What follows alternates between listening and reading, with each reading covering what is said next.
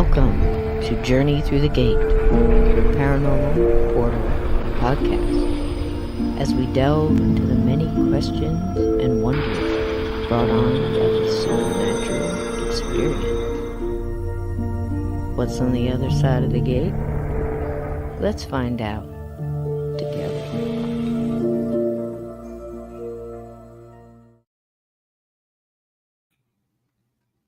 What is happening, everybody? Look at this. We are off of mute. I've got everything ready to go. Been thinking about the 90s. What a decade. Somebody said it in the chat last night that it might have been the last great decade. I don't know. Don't we all say that? Don't all the elders say that about the times when they were young and they liked the music and the kids were crazy with their hair and their nonsense. I've got a beeping going on here. Let me get Steve in here. Hello, all you wonderful people. And welcome. I think, let me see, maybe if I hit this. Oh, gosh. This is terrible. Do you guys hear that? Lord knows what I'm going to do here. Let's see. Let me shut that.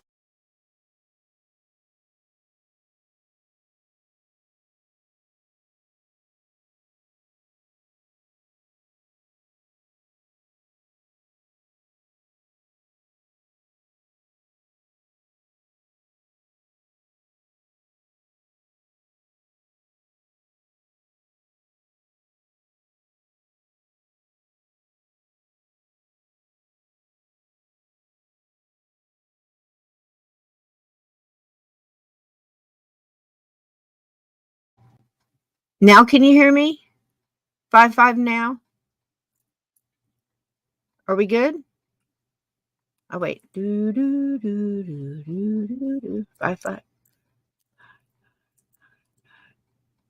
5. Okay. So I just said a lot of really nice things about Steve, but I've forgotten them now. So if you didn't get to hear him, I'm sorry, but he's a great guy and I love him very. I can't remember. Oh, I'm going to be on his radio show this week. Looking forward to that. He's got so many wonderful channels. And listen, Missing Persons, Tales Untold, 13 Past Midnight, just so many wonderful books. Let's get him in here. Mr. Steve Stockton, everybody. Hello, Steve. Hey. With an introduction like that, I wish I had a better show for the folks tonight. There you go. Well, all we have to do is just sit here and visit, like we're sitting on the porch. I've got my tea. Do you have yours? What do you got? I've got Starbucks tonight. They'll kick me out of New England. I've been doing both every day, but I've already finished my Dunkin' and I have this left over. So I'm sorry. Don't hex me with the logo. We're starting off early. I've got mine. What do I got? I have a Ouija board, so I see your witch logo with my Ouija here. Prickly. I was giving Lee a hard time with this. I said, "Look, Lee, it's got your name on it, and it says Lee too." Prickly. It's an agave. Well, we're gonna have fun tonight, Steve. You were live in the '90s, weren't you? On. Me too. Says I myself am strange. I gotta move on my stuff. See? You can't raise it up. I've got mine too. Look, see? Can you see? We're ready. We're ready to roll. I have we spare no expense. Last night or Saturday night, I think. I've got my little beady spider. Look. But the '90s was a good time. It's gonna get you. Paranormal stuff. Not just the look at that. He jumped. See? Don't you? I don't know. He's down in the and before you can catch it or get rid of it, then it disappears. And it disappeared. Oh yeah. I hate that. There it is. It's just all made out of beads. Maybe you can see it. You can see it there. Everybody knows how much I love spiders. I've got one in every color. I'm covered in them. But anyway, that's my ghost spider. He's all white. I've got so many wonderful things here. I've got a what do you call it? Crystal ball. I love that. And my ghost candles and my poison, my vat of poison stuff. Behind me. Don't you love it? Steve and I always joked ever since we've been together. One day. Yep. Ever since we've been together, we don't put our Halloween stuff up during the year. It stays out all year round. Yeah, I've got all kinds of stuff sitting around. Got it hanging up. I'll have to give you a tour sometime. But anyway, you were live during the '90s, weren't you? Or did you skip those? I slept through most of it. I No, skipped some of the 90s 70s. were a good time. Now I'm partial to the 80s. That was the best great or the last great decade, but the 90s were good too. Mm-hmm. And I'll not tell only you. for paranormal TV shows, but primetime type stuff, but for kids shows too. I've got a Yeah. list here that we Oh, can. please. Oh, please. Name some of them off. Now, I've got a little video you didn't get to see last night, so I'm going to play it again. It's about five, I six saw a minutes. little bit of it. Did you? I We'll play it again because it's so fast. It's almost subliminal. What we're doing is we're undoing the black magic spell of MK Ultra tonight. We're doing subliminal 90s in paranormal aspect, and then somehow working it into paranormal investigation. I don't know how we're going to do it, but it's all going to turn out all right in the end. It yeah, always it'll all does, be right, good. Steve? It'll all be And good. Go ahead, go ahead sound here. them off. Scott's Life mentioned one of them, X Files. Yeah. It started in '93 and ran to 2002. Now it was fictional, but it was based on real stuff. Loved Mulder and Scully. That was one of my favorite shows. I used to one of those big satellite dishes, like a 10-foot dish, and I could get X Files when Fox sent it out to their feeds. Their affiliates, they'd send the satellite feed out around noon. The affiliates recorded it and played it back at time. I would watch it before it was broadcast, and then I'd go somewhere and talk about, oh, well, this is going to happen tonight. Nuh-uh. And I'd do bets on it. Like, oh, you want to bet? Wow. Another one, the Granddaddy creepy. Unsolved Mysteries. That one actually started in '87. Yep. But all through the '90s and into the early 2000s before the reboot. Another wonderful one, Sightings. 5 years, That's 92. We're celebrating that one tonight. Actually, it was 90. It started early because if you count the one that Linda Moten Howe did, they started. We were talking a little bit about it last night, Steve. It was, if you recall, back when the Chariots of the Gods movies and all those were coming out, and then Rod Serling did one, and it was UFOs, something abductions, whatever, something like that. Who knows, the NASDA lines or something. And was similar to that. And then he couldn't finish the last two, and Leonard Nimoy finished them. And that became In Search Of. And it happened here too. So you've got Sightings, 90s. Linda Moulton Howe, 91 all the way to 98. If you count the beginning. Yeah. And it was still same thing. Started out with 3 separate shows, and kind of like Friday Night Special, something like that. And they said, we got a show here. Got Sightings, which I think kind of leaned, if you think about it, more towards ghosts, cryptids, and UFOs primarily. And there's some here I'd forgotten about. Strange Universe. Anybody remember that one? 94 to 96. I think I might. I don't recall it right off Beyond Belief, Fact or Fiction. Good night, Ted. Get your sleep, sweetie. And we'll miss you. Stories. Remember that one? It didn't run long. Yes. Patrick McNee. I love that show. Now, wasn't the host of that the same guy who played Cannon? The big guy that that also played that detective? Was that Ghost Stories? He was like if it's the one I'm thinking concierge. of, it's Patrick McNee from the Avengers. He had a show. I know who you mean. I know who you mean. I had that on DVD. Yep. And there's another one with John Edwards that started in '99. Which one? Crossing Over with John Edwards. Oh yeah. Oh, so man, I was all over that one. The tail end of it there. Yep. And there was some very, very popular kids shows. Put your favorite shows up here, guys. Put your favorite shows. What was your favorite shows? Nicole's Paranormal Namesake, or otherwise? Are You Afraid of the Dark? Anthology series with the Midnight Society. Yes. That ran from 1990 to 2000. Goosebumps. R.L. Stine. It was more horror stuff. Big favorite in my house. Erie, my Indiana. Oldest son. You remember that one? Which one? Erie, Indiana. The creepy show. It only ran from 91 to 92, but that was a good one. Creepy Canada was really good too. If you could catch it. Erie, Indiana. There it is. I'd forgotten about Ghost Rider. Remember that one ran from 92 to 95? No, I don't remember. It was a mystery series about a group of kids who communicate with a ghost named Ghost Rider to solve crimes. Ooh, I have to write that one down. Wait a minute. And then another one for kids called Bone Chillers. That was just in 96, another anthology series. But that's just a few of my favorites. Bone Chillers. And what was the other one? The last one? Ghost Rider and Bone Chillers. Ghost Rider. Yeah. I'm going to see if I can pick that up. Because I'm sure listen, it's on YouTube. I love to watch what's, here's one that was my absolute favorite. And there was a lot of controversy behind the scenes on this one as well. Throw your favorites up here, Harry and the Hendersons. Oh, the World's Scariest. I Yeah, forgot that one. That started yeah. in '99. Tales from the Crypt. Yeah. Oh, yeah. World's Yeah, Scariest. Yeah. that was what's her name? Linda Blair, I think, was in that one. And wasn't the little this house is clean? Tangina, the actress who played Tangina, wasn't she in that too? World's Scariest Places, or am I mixing them up? I don't Because know. they came hot and heavy there for a while. Yeah, it was too much to keep up with there for a little while. Yeah, absolutely. But And there was another show called Monsters. Do you remember that one? no, I don't remember that one. And then That was pretty cool. what was Ghost Rider. the next Oh, step what was the beyond? name? Then they had another Ghost one. Whisper. Ghost Whisper. That was the Yeah. one I was trying to think of. That one was so good. And the controversy behind that, James Von Prague was involved. He was a consultant. And there was another one, I can't remember her name. Her initials are SW, I think.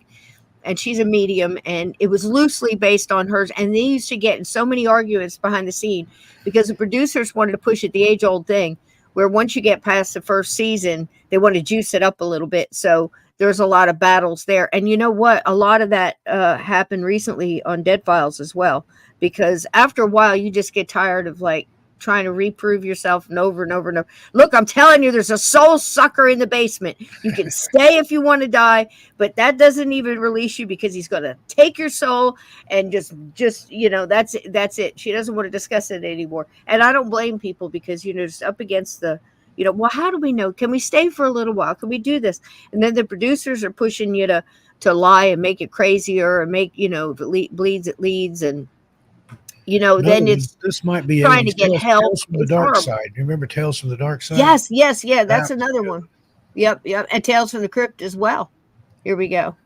All right. Well, let's see. I'll tell you what. Let's play that little thing. It's about 5 minutes, and we'll see if we can't jar our memories on some of the things that were out in the 90s. Now, I made one today that's a little bit more extensive, and this one, I hope I covered quite a bit. Listen, it's a whole decade, folks. You know what I'm saying?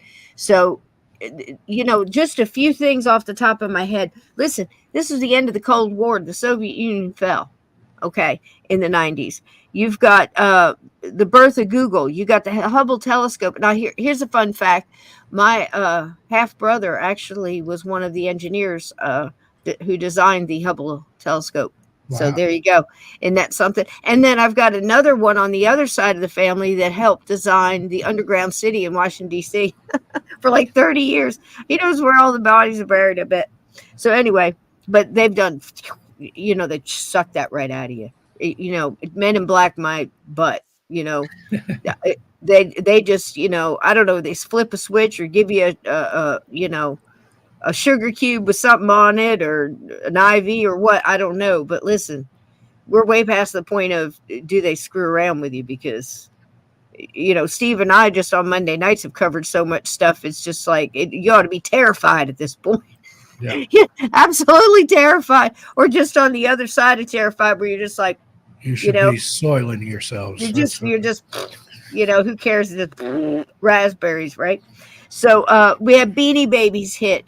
Ty Warner started Beanie Babies in 1986. They really started going off. Look, I was on several ends of this because I was working at a florist when everything was all covert and only a few shops in Chicago were getting them. And then the interest starts coming up. And this is back when computers were dial up and people were printing out the pictures of what they thought the Beanie Babies were going to be coming. Oh, it's going to be a princess bear. And it's little old ladies we have that to would get fight one. you over Beanie Babies, like when they had those. They would kill you. They used to sit out front. Look, I was in Alabama at that time, in Huntsville, Alabama, working in the florist, and they would sit out front in lawn chairs with the thermoses of coffee at like 3 a.m. to get a princess bear or whatever, kitty face, whatever was coming out. And they would negotiate. There's a lot of backroom negotiation going on. She would make as much as like $600 on one of these stupid bears, and people hanging on to it. In the 90s. Oh, I my sold God. A lot of stuff on eBay back in the day. High-waisted jeans and fanny packs. And now women's waist went up and all the men's came down around their butt. And this is when they started walking around with their underwear hanging out the back of their ass, craziest shit I ever heard. And that was also the time when they had that band that those two cute little kids came out and started their little rap and roll or whatever it was, and they wore the clothes backwards. And I'm like, well, there's one that won't take off. Oh, stupid stuff. Now, when I was in college back in the 80s, we wore boxer shorts, but you wanted boxer shorts to be longer than your shorts, and you had them about 2 inches of your boxers hanging out below your shorts. Craziest thing we did was go barefoot with bell bottoms. Hey, Frozen Moments. Hey, RP. How you doing, sweetie? Good to see you. I've never intentionally busted a sag. Hey, Jack. Accidentally before.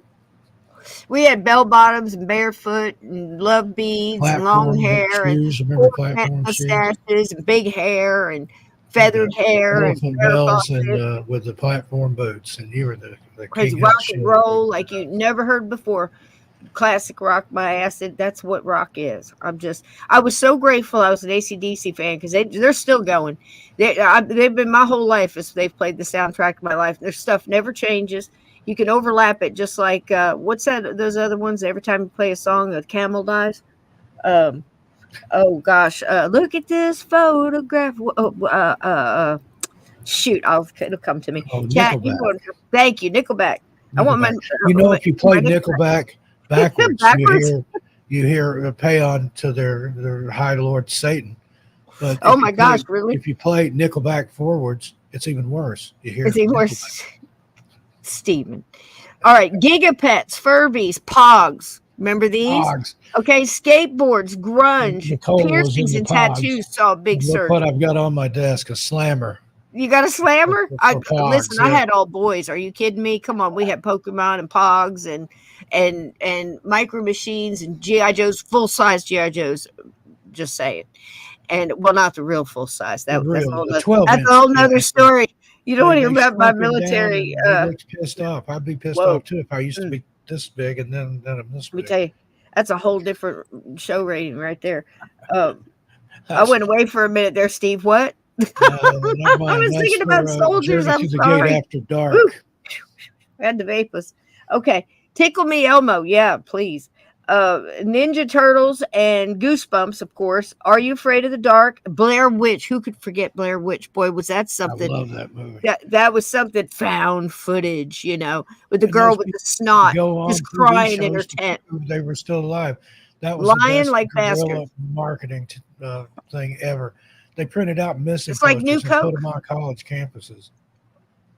It's like New Coke, and there's this the worst part of the whole movie is some guy standing in a corner like somebody's put him in a timeout or something, and somebody's hung sticks all in the trees, and all it is 2 hours, and then they lie the whole thing, and they've got all these experts in the corner going, Harvard professor of parapsychology, my ass.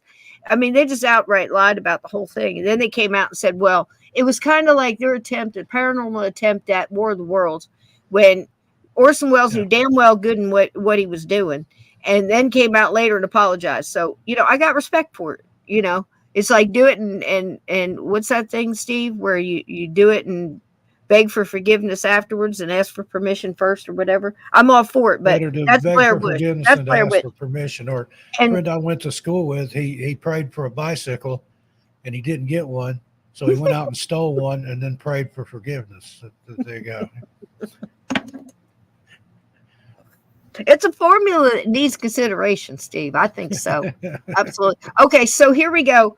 A little bit of the 90s. And listen, I'll tell you what, out of all the assignments I've had over the years and years, I've been on this podcast just pushing buttons and hoping for the best. 90s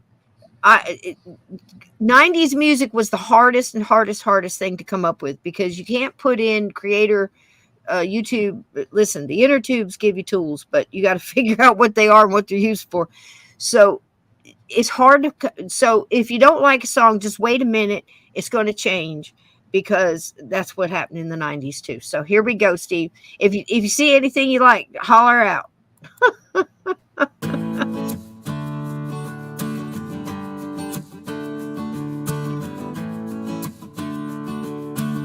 Clerks filmed right here in New Jersey.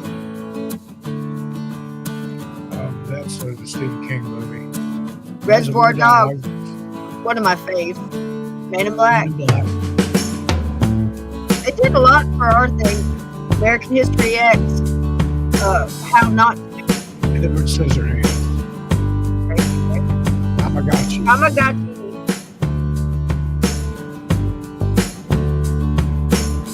Twin Peaks. Seinfeld. Everybody loves Raymond. Home Improvement. X-Files, man. And that a good run. Rugrats. Fresh Prince. Beavis and Butthead. Yep. Remember that one? That was a good Freaks and one. Geeks. Love that one too. The X-Files. In Living Color. Oh my gosh. So good when it started. My So-Called Life. Unsolved Mysteries. Robert Stack is my spirit animal. Wonder Years back good. Friends. Still love Friends. Yeah, it was so good. It was well put together. Occasionally. Frasier. We still love Frasier. Yeah, that was so good. The way that was written. Frasier? Oh my gosh. Very clever. Adam's Family. Remember this one? Dirk Diggler. Yep. Hey, Arnold. It's easy to forget all this stuff, man. TLC. Hey, how you doing? How you doing? Friends had a great run. It's really clever too, the way it was written. Very clever. The Left Eye. Yep. When you left out, or it hadn't been a kid. Real Monsters. Remember that one? Oh, Real Monsters, yeah. Wayne's World. Yep, 90210. That was huge, huge. This song sounds so much like 38 Special, I swear. But it just changes. It just changes. Hold on loosely, I swear. Don't let go. It does. And it changes. He's fantastic. Good fella. Malcolm X, he was so good in this. Thelma Louise. Go get him, girl. Amazon. White Breeze. Angels in the Outfield. Total Control. Titanic.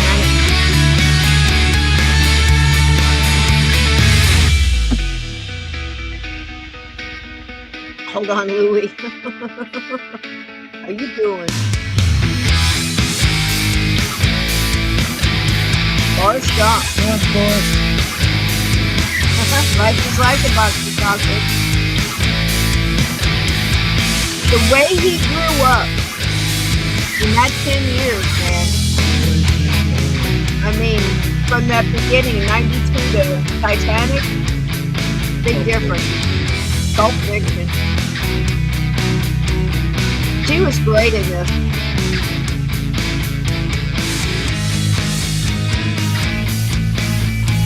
$5 shake. You take $5 for that shake? I'm a long way from being okay. Shawshank Redemption is so good. Jurassic Park.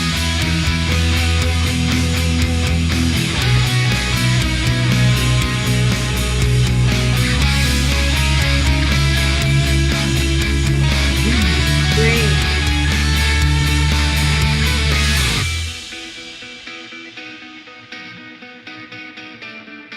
So much stuff. Basketball Diaries, that's a book by Jim Carroll, the Jim Carroll band. And that is Heritage. Doubtfire, Pretty Woman. You can't handle the truth, Steve.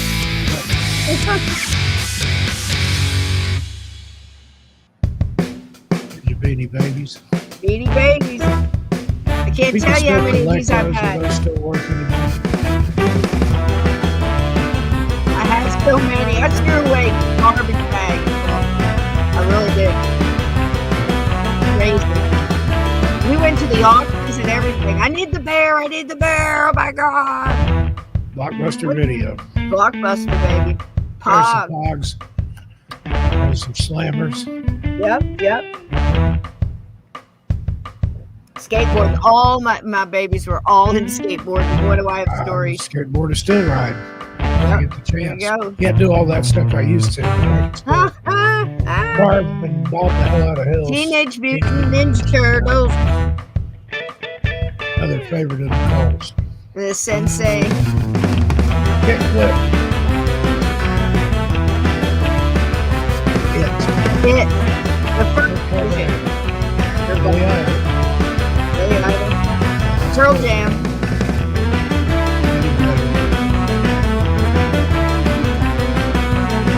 Guns N' Roses. Yep. R.E.M. Yep. Furbies. I hated those bastards. Furbies. That was their own little controversy.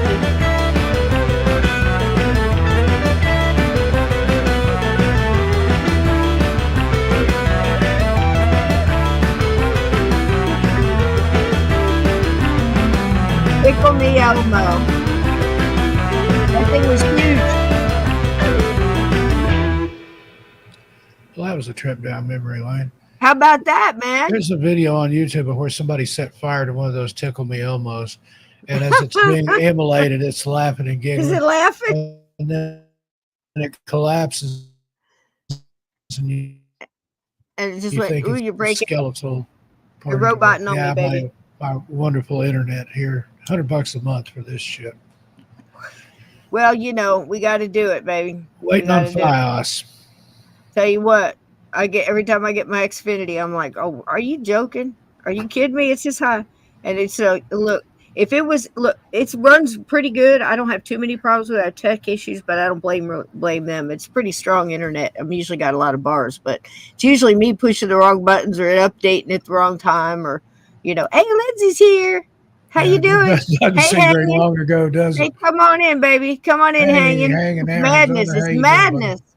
Madness up here. All right. So one of the big things that I wanted to do was to tell everybody about Sightings, because like we said last night, let me see if I can get it back up here because it went down here.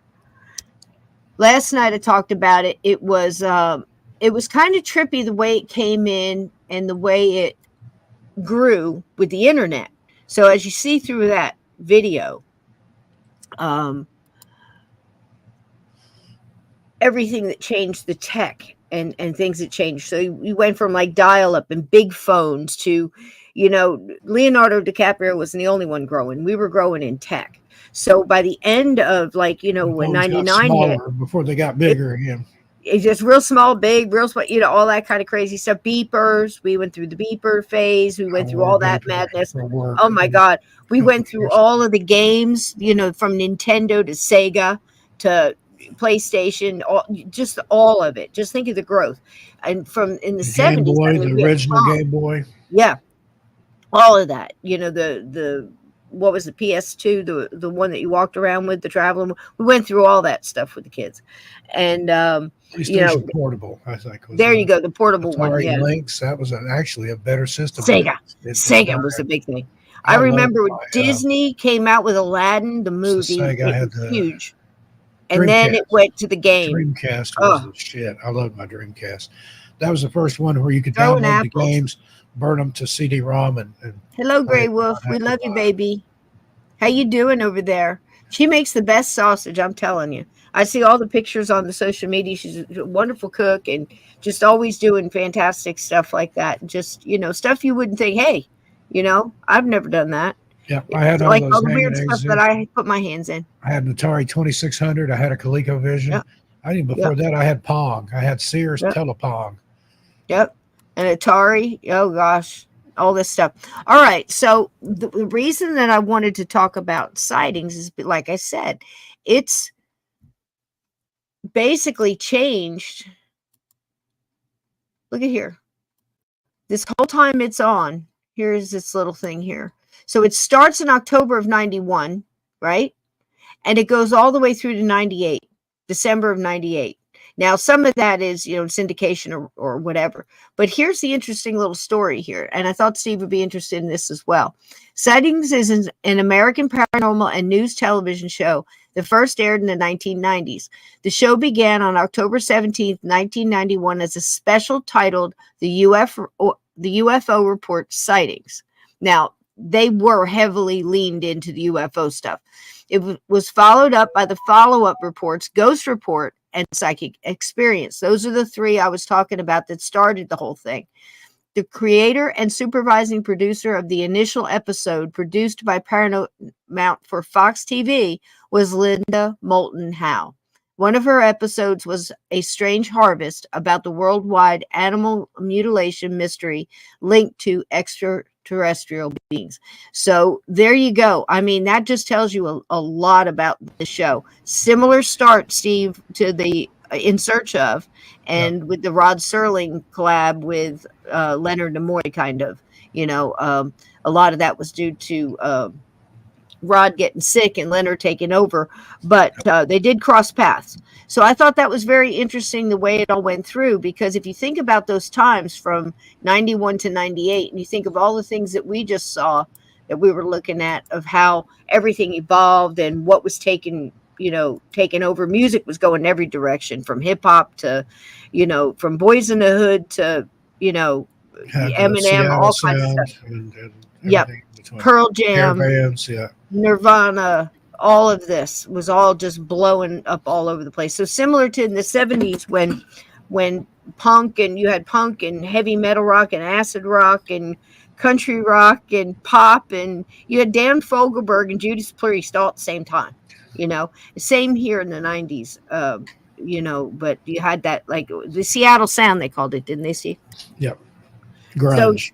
Right. So with Sightings, thinking about how they came in, very similar to, there's another show we were talking about on here, Steve. We were talking about Unsolved Mysteries, similar to how they started. They started getting, and America's Most Wanted as well did this. They started understanding that they could get into those computers and hook them up to your phones, or you could dial into emails, or they would open up chat rooms, started getting real popular, and you could tell your experiences. And so, this wasn't lost on Sightings. They started doing that, and AOL they really, chat rooms, and I think Yahoo Chat did a bunch of stuff like that too. Yeah. And Sightings really dove into it because people were calling in and say, hey, we've got such and such in the house, so they would call up and pick experts. We talked a little bit about this last night. They had a handful of experts that they would call, or people that they were willing to work with. And they were really digging into a lot of prominent names back then. They had Lloyd Auerbach and, what was his name? The other little fella. That was Barry Taft. Yeah. He was getting, involved in there, and they had a lot of these other guys that might seem familiar to you, but they were out of the local colleges and out of the parapsychology departments, and different experts and different doctors. And we had one on last night that basically, with that air about him, and using the vocabulary, the vernacular that he would be used to, explained basically that everything that was going on in this house was a residual haunting. Well, he didn't say everything that was going on in the house, but the way they edited it and the way they put it after trying to show different parts of the reenactment, it made it sound like all of this is residual. Well, you can look at it with your mindset now, your knowledge in the paranormal and the supernatural, and your consciousness, your whatever level you're thinking on right now, and look at that and go, okay, that explains part of it, but it's not going to explain this over here, and it's not going to explain this over here. And that you can't just take a blanket statement and throw it over the whole house and just call it quits. And Sightings was kind of one of the first shows to do that. They really dug in, and they'd go back and they'd check in. We saw that about 2 years ago. We did Sally House. Remember, Steve? And Sightings was very prominent in that. They moved right in with them. It sat there and got all the scratches on camera. And, the scientists are sitting there saying, I'm 11 inches from them. How is this happening?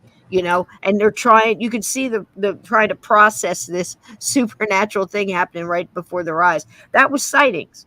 So I think they deserve a big hat tip to how they kind of evolved with tech, evolved with the knowledge in the paranormal. They were willing to reach out and branch out in a lot of different directions. And we got some great names out of it. We were talking about watching Daniel Brinkley walking through some of the houses, Steve, last night. We're talking about names like Peter James, walking through these houses. And thank you so much, Jay Dead, appreciate that. Thank you so much, brother. What do you got to say? Hey, it's me, just new AVI my friend made.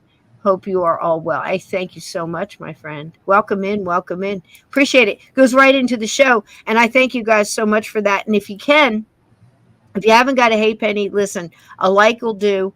Go in there and hit the like. Go and comment on the show afterwards. A lot of people have been commenting over there. It's really great to have people talking about, whatever thread they're talking, or interest they're talking about there on the show. And I appreciate you, watching. And a lot of people are going back and watching the older episodes. And there's a lot of good stuff on this channel.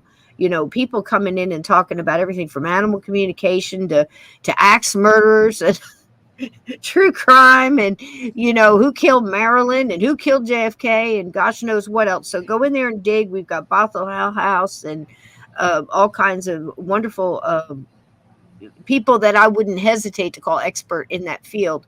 Written multiple books. I mean, gosh, Mark Shaw must wrote 35 books at this point.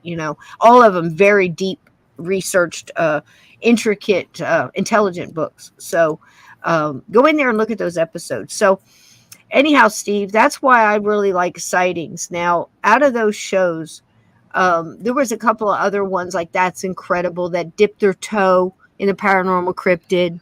First place I saw about Yanni Janssen was on. Yes. That's incredible. Toys R Us goes. Yes, with another one, Sylvia Brown, that was popular then, going around in the mediums. And whatever you've heard after the fact, listen, that woman did decades of good work helping spirits and the living and the dead. So, I'm telling you right now, when you're doing that much good as a light worker, the number one thing is you're going to be attacked. You're going to be attacked by the people that are afraid of you. You're going to be attacked by people that are bothered by you. There are people that want to stop you, spirit driven, for like evil spirits that want to stop you from doing good works. That's why a lot of people get attacked. When you're getting attacked, you're over the target. You're doing something right, Steve? It happens all the time. Absolutely. Haters going to hate. Absolutely. So always look into that. So here is a perfect example. We have a real treat. I think if it's the right one, if I hit the right button, Steve, I don't know. So this is a perfect example of how Sightings would go about an investigation.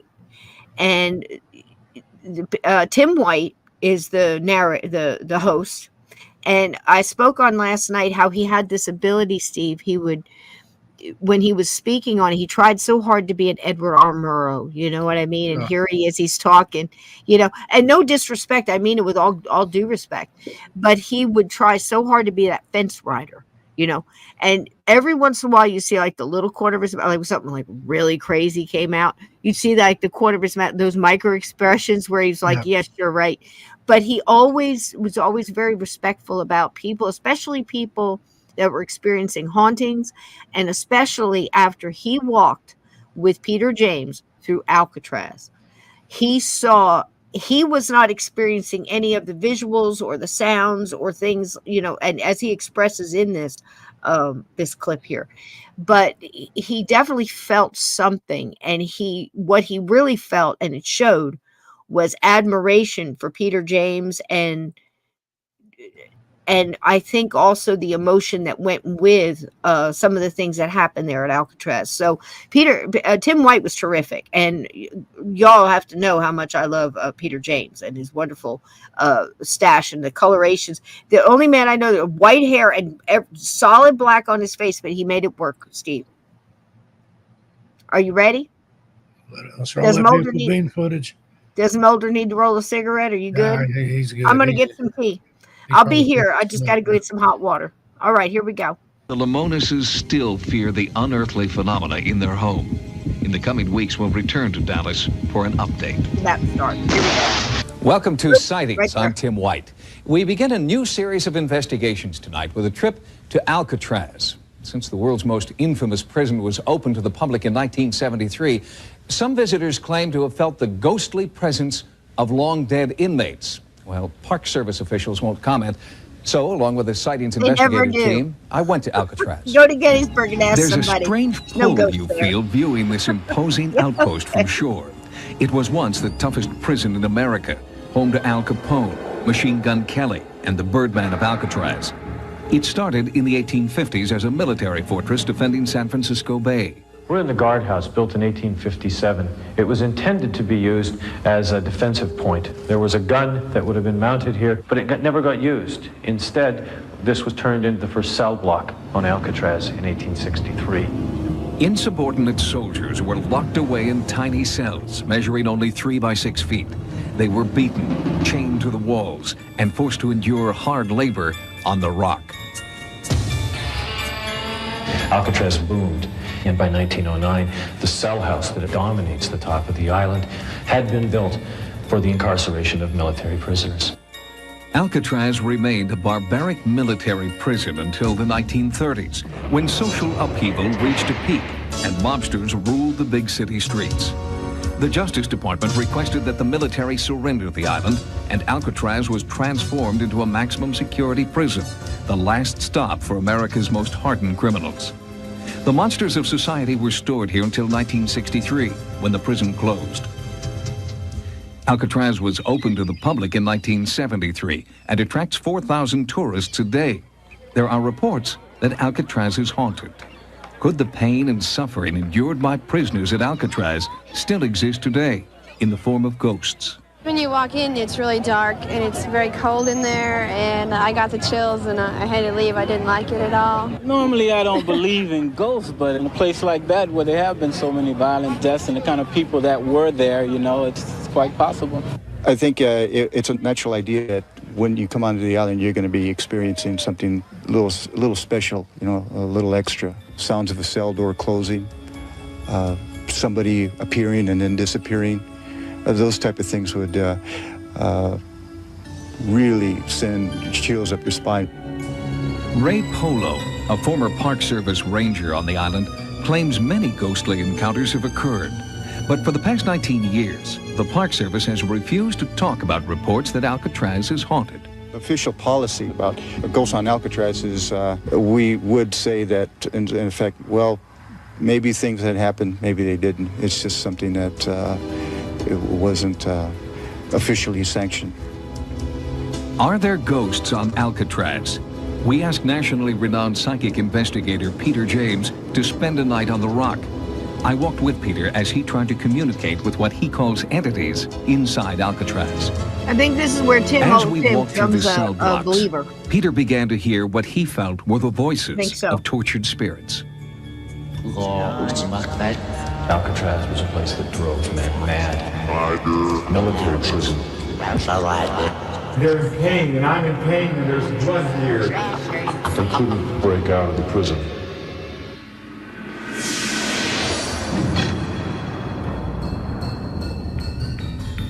Like a psychic bloodhound, Peter was drawn to out-of-the-way places around the island.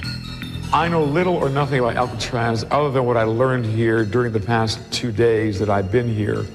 And my feelings are strongly that there is an energy here unlike any other that I've ever experienced.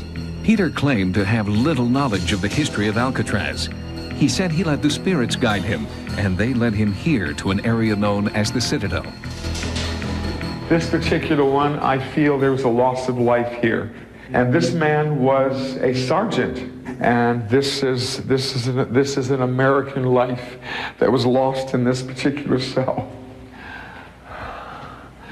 And I feel badly. I feel beaten. I don't feel that I lost life from gunfire. I lost life because of neglect.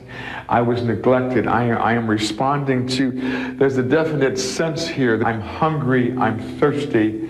There could not be any crime in the world worth the punishment that I feel this entity endured. Peter had correctly identified the dank dungeon where military prisoners were kept. The specific ghost images he felt were later substantiated by our experts. I'm feeling an American here. I'm feeling an American serviceman right here. Men were kept chained down there, sometimes chained through iron rings to the floor, other times, as we understand, chained with iron rings in the ceiling. Something is like going through my stomach. It feels like something metal, and my legs are in chains as well. And I'm feeling that if I stay here much longer, that I'll die. Peter's feelings of death and torment followed us through the night. At daybreak, we replayed Peter's observations for our experts, like ex-guard Al Bloomquist. And after each of Peter's encounters, our experts confirmed the accuracy of his psychic visions. Forced to comply with these orders that I'm being given, and I feel like I'm being trapped here in this particular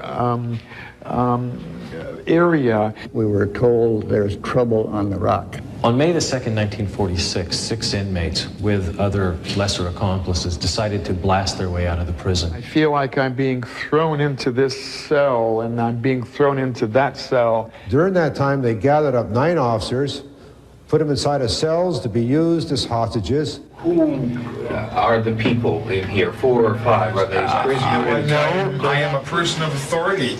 I feel like I should be on the other side of this, of the bars, but I'm here against my will. I am here by, I am placed here by force, and at the point of a gun. Who's holding it? Who's shooting? I feel that Joseph is involved here. Joseph Kretzer, he was one of the toughest of the bunch. He was really a mean dog. What does Joseph have to do with this? Joseph is keeping me captive here. Joseph is placing me here against my will. Where's Joseph? Earl Kretzer took the .45 automatic and started shooting these officers, innocent officers inside the cell. I'm sensing that Bill or William, lost his life here. Only one?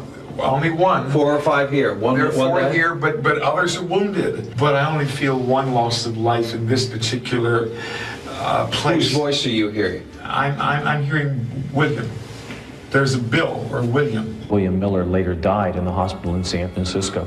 Other officers were very seriously wounded. The name starts with a C. Cecil Corwin had his lower jaw torn away. It's a wonder they weren't all killed in the spot. Alarms sounded. Military reinforcements arrived. The inmates fled to a utility corridor in C Block.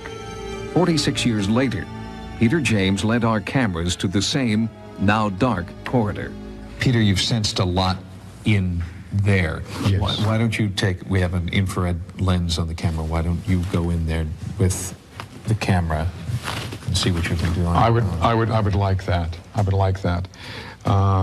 Joseph, I'm coming through. Marty,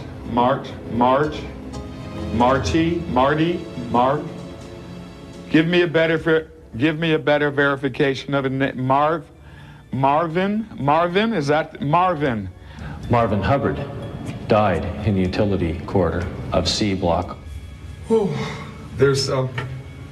I am responding to a sensation here, and I feel like I'm losing consciousness. And what Joseph is telling me is that he's been shot. Joseph Dutch Kretzer died in the utility corridor of C Block. Oh, it's cold. It's freezing back here. There's a cold spot here. Oh, yes. Hello? There is a third soul here with the letter B. Bernard Paul Coy died in the utility corridor of C Block. Listen, they're moaning. The pain is so intense. They're like little boys back here. They're moaning, almost asking for the guidance of their parents right now. There are at least 100 ghosts here, 100 entities that walk these corridors, looking for a way out, looking for that life force that they seem to have lost somewhere, tragically.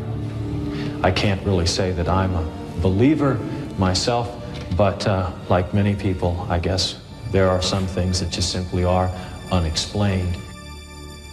After my night on Alcatraz, it was hard to ignore the images and voices evoked by Peter James, but I still have questions about what we experienced together. Joining me now from Los Angeles is psychic Peter James. Peter, good of you to join us.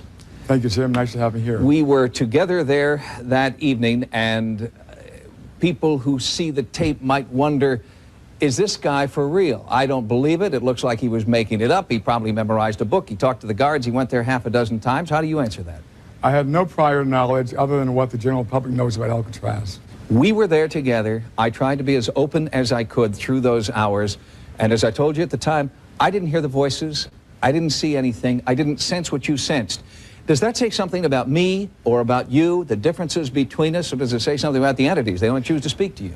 It says something about all of us, Tim, in that we all spend too much time in trying to disprove that there is another side rather than to simply bridge those gaps of ignorance, as I put it. And yes, some of us are more acutely sensitive, as I am. Can you turn it on and off, Peter, or are you seeing and hearing things all the time? I see things all the time. I don't know that you can, but I am able to turn it off and on, yes. Peter James, thank you. Thank you for having me. Love. And we will be back with more sightings in just a moment. Well, there you go. I mean, how about that? Could you have a more thorough investigation, double blind, I guess? I don't know. Can you use that term here, Steve? I've always wanted to use that correctly. I think so. It's like ironic. I'm never really sure. So sometimes they just go for it with confidence. So I figure that'll cover up the fact, because chances are the other person I'm talking to doesn't know either. So if I lean into it, and I appear confident.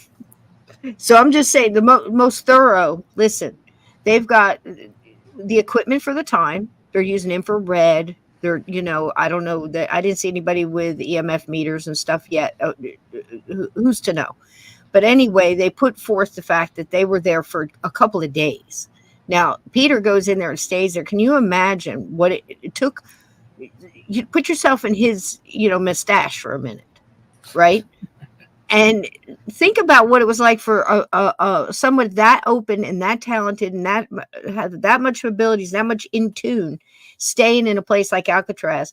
And now he's in there, this bright light in this dark dungeon place, and no telling what's coming at him all night and what's drawing energy off of, making him sick. He could have got permanent damage from something like this. Again, I reiterate, there are people we love in this field that I've seen get extremely sick, put in the hospital, long-term physical, disabilities, let's put it that way, of every kind from doing this. And at the same time, they're getting ridiculed. Oh, that John Edwards, what a fake he is. I heard there's people walking around in the audience. Stop.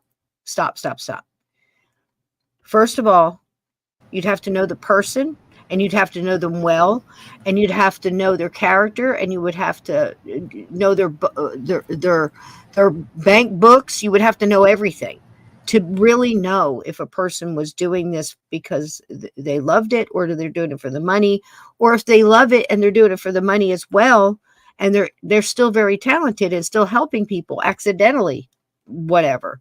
That happens too. And then there's people that are genuine that get into it and then get caught up in the machine. What do? We sage against the machine. Sage against the machine. I've got it going right here. Listen, no joke, because it'll suck you in. And before you know it, reputable, wonderful people with abilities that made a name for themselves are now charging $350 for a half an hour on the phone, $25 extra if you want a cassette tape, a recording of the session.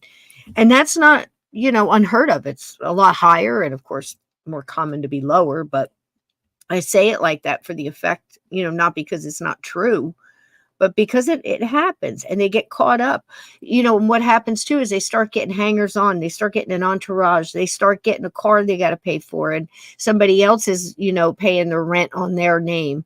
And the next thing you know is you need I don't know what builds an entourage, Steve? A valet, I guess, a concierge, somebody running to get your coffee down at the Dunkin' Donuts. Yeah, that's somebody to get the car, somebody drive the car, just all of those. And then you just got cousin Vinny or whoever with their hand out, they have loved you all along. I just, never said it before. And here I am now, feed me, get all the, and before you know it, you like that. And then you're paying for all that, and you turn around and you look, where'd all my money go?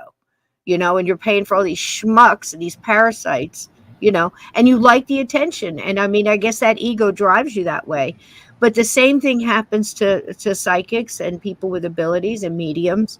And, if you get that fame or you get put on a show, you start getting a push and shove with the producers. And after the first hit season of a show, or ghost hunters, whatever you want to call it, and the first time you do the show, well, now you went ahead and bought that car. You upgraded your apartment. You got an apartment. You got a girlfriend, whatever, a boyfriend. Whatever's happened, your life has changed over the past year and the 6 months that the show has come out, right?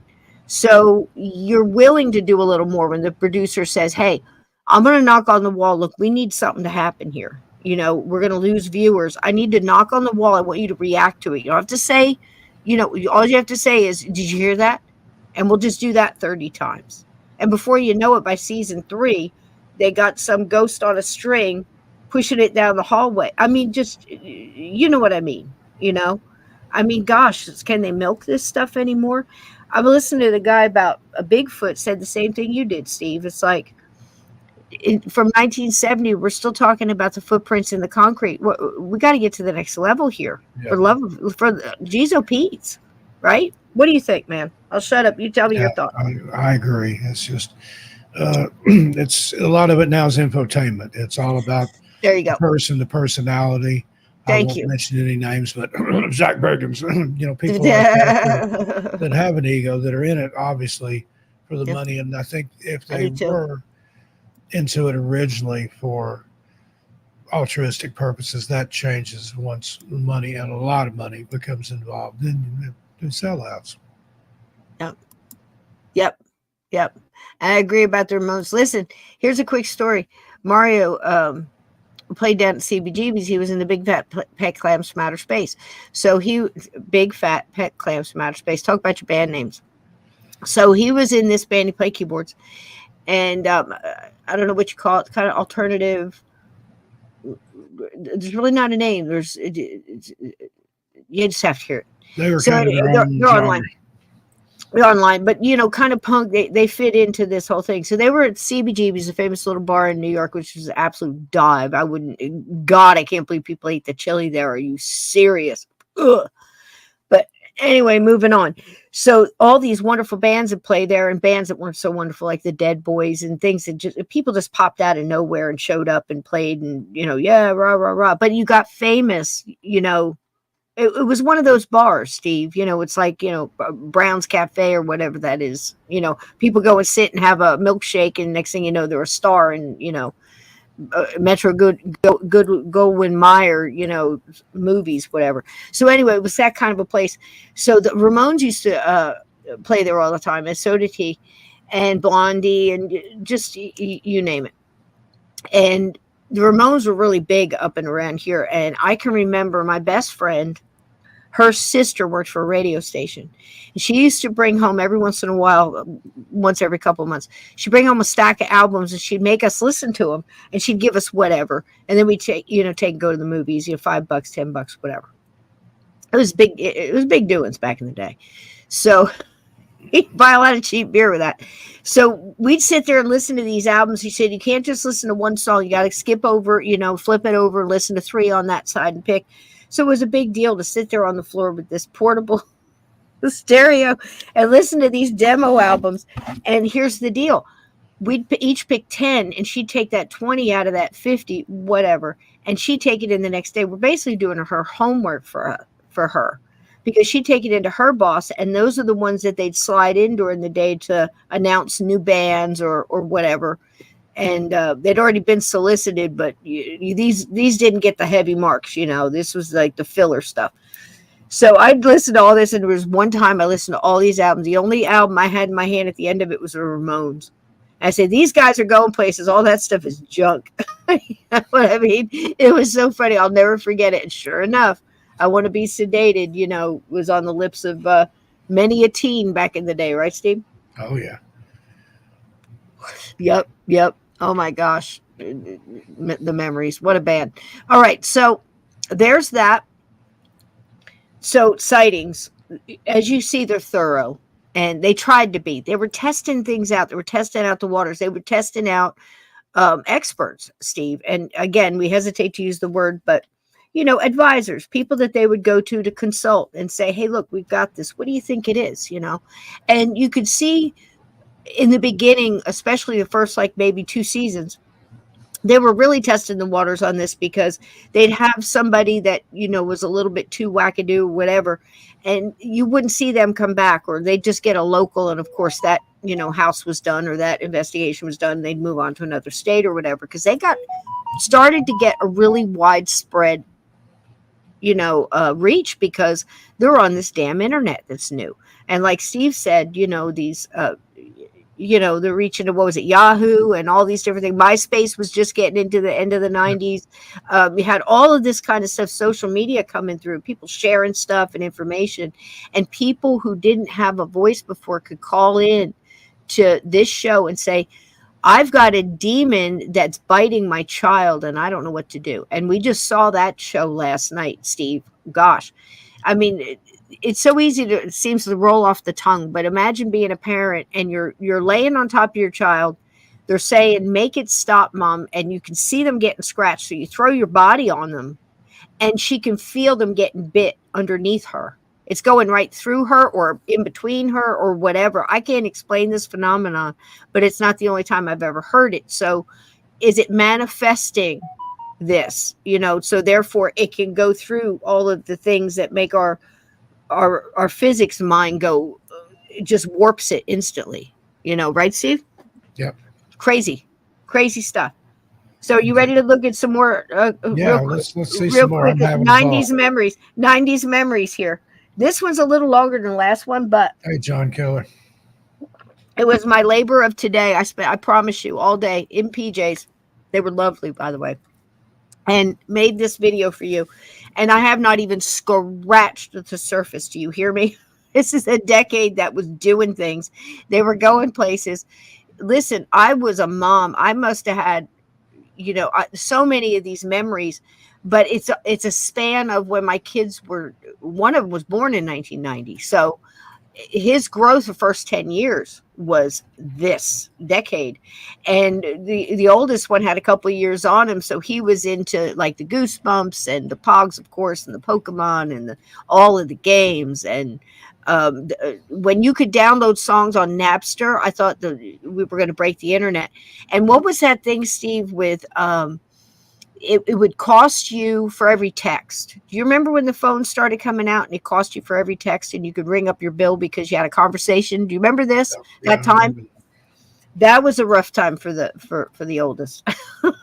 It's girls and this at the same time. The bills were just horrendous, like $250. And you only have so many characters per message. That's where all this shortcut, LOL, and all that started. Had to make it as short as possible. Interesting factoid, really, and take out the emotion and put in emojis. So now we, just in case you thought weren't sure, I'm laughing over here, with an emoji or whatever, an LOL, and that's got to be the biggest. And I think it was too also the 90s way of creating a code against parents, like what decade, what youth group didn't have that. We all did, far out, groovy, whatever, and all this stuff. But it got a little more serious when you're trying to reach out into the world, and not everything that sparkles is diamonds, you know what I mean? And you're blocking that from your parents too. And I think part of that came up was like parents looking over shoulder. I know was one that I learned real early, in chat rooms, and that's where they go out and you've got these people that are pretending to be kids that aren't kids. So it's almost very paranormal. You're reaching out into that good evil world. It can be used for both, and often is, but for both sides. And it really was something. But if used for good, you can do with it like this show Sightings did, where I think a lot of people got help.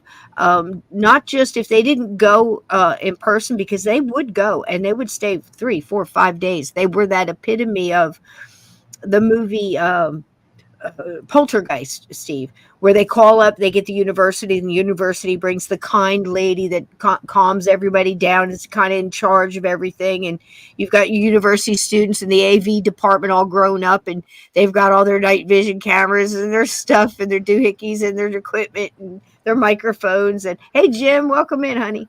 And they've got all this stuff going on. But that was Sightings. The expert. Let's bring in the expert. Let's bring in the medium, to talk to the ghost, to talk to the entity, and let's see what it was. They did all those things, and then they'd report back 6 months later, a year later, or whatever. And Tim White, so matter of fact, like, we tried to get them help, but they moved, and the entity followed them. And then tune in our next story, and he had that ability. It was amazing. But here's a little something else that was some things that were going on in the 90s all around this show. And you can, again, see why Sightings grew, because you can see how things grew in here. And I tried to put it in a little bit of a chronological order, but, like the 90s, it's a little jumbled. I hope you enjoy it. Here we go, Steve. This one was fun to make.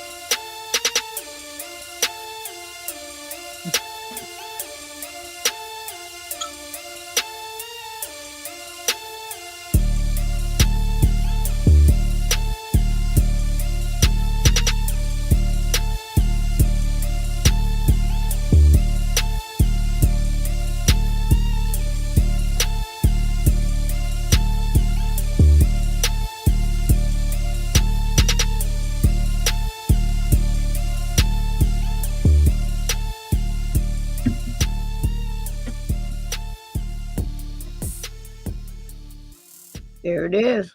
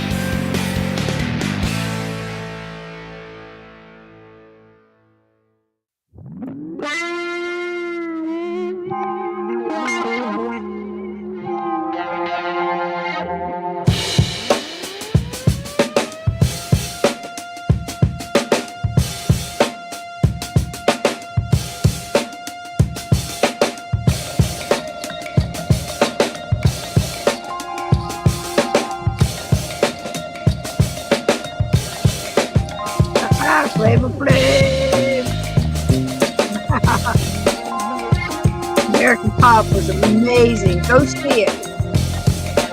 Find it. Watch that movie. American Pop. It'll blow your hair back.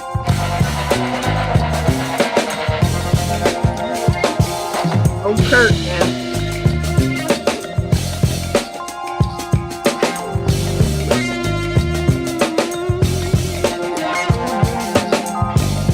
Diana, poor Diana. They killed her, man.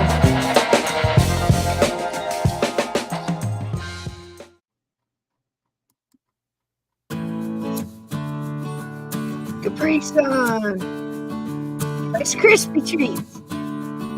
Rice Krispies. Freaking Burger King, man.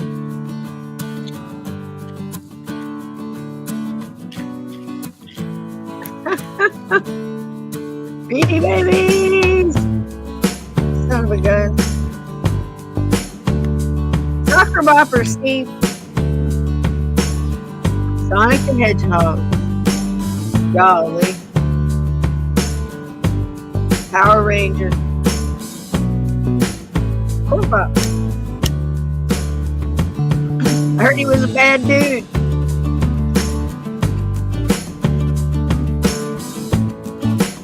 Gosh, Sally, Jesse, Raphael, talk shows. Oh my God. This is your brain on drugs. Subtle reference. Bless their heart. What a mess. Yeah, they were. The rest explains it all. Yeah. Fresh Fresh Prince Prince. of Bel-Air. Yep.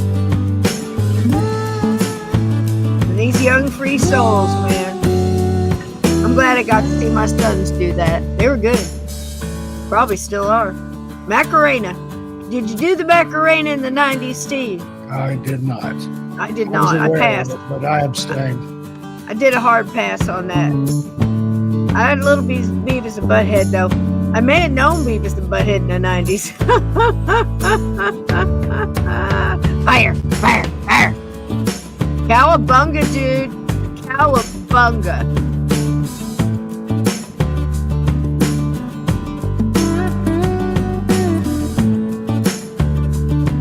Kiefer Sutherland. He had a good time in the 90s. Google, 98. There's our sightings, unsolved mysteries. And MTV.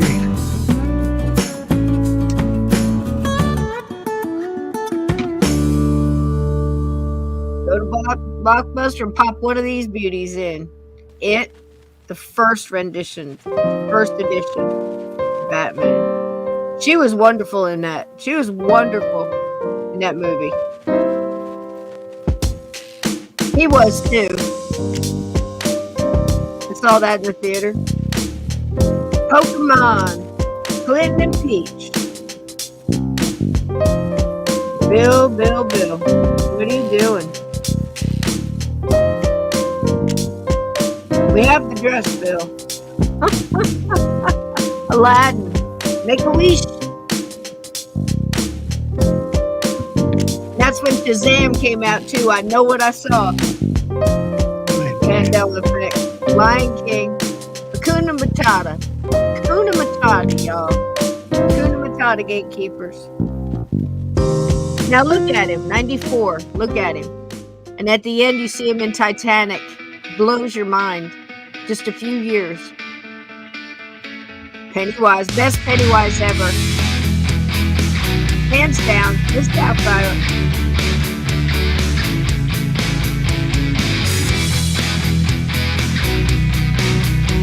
Edward Scissorhands.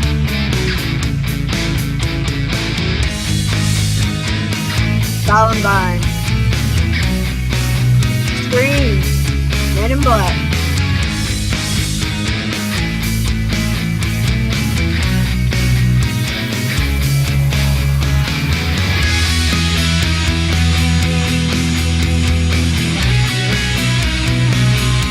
As if Elmer Louise, go ahead, girl. Right off that cliff, man. Who could forget it? Man. So many movies. Walker, Texas Ranger, Steve. Pulp Fiction. That was a wild concept. That was new. Very comic booky. Very graphic novel. Ernest. Hunter in October. Twister. Matrix.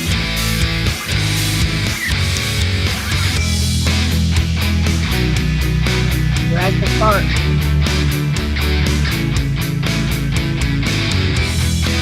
Wow. Saw that in the theater too. It's good stuff. It's good stuff. Yep. James Cameron. He did a good job. He did a good job. But look at him now. It's 8 years later. It's a big difference.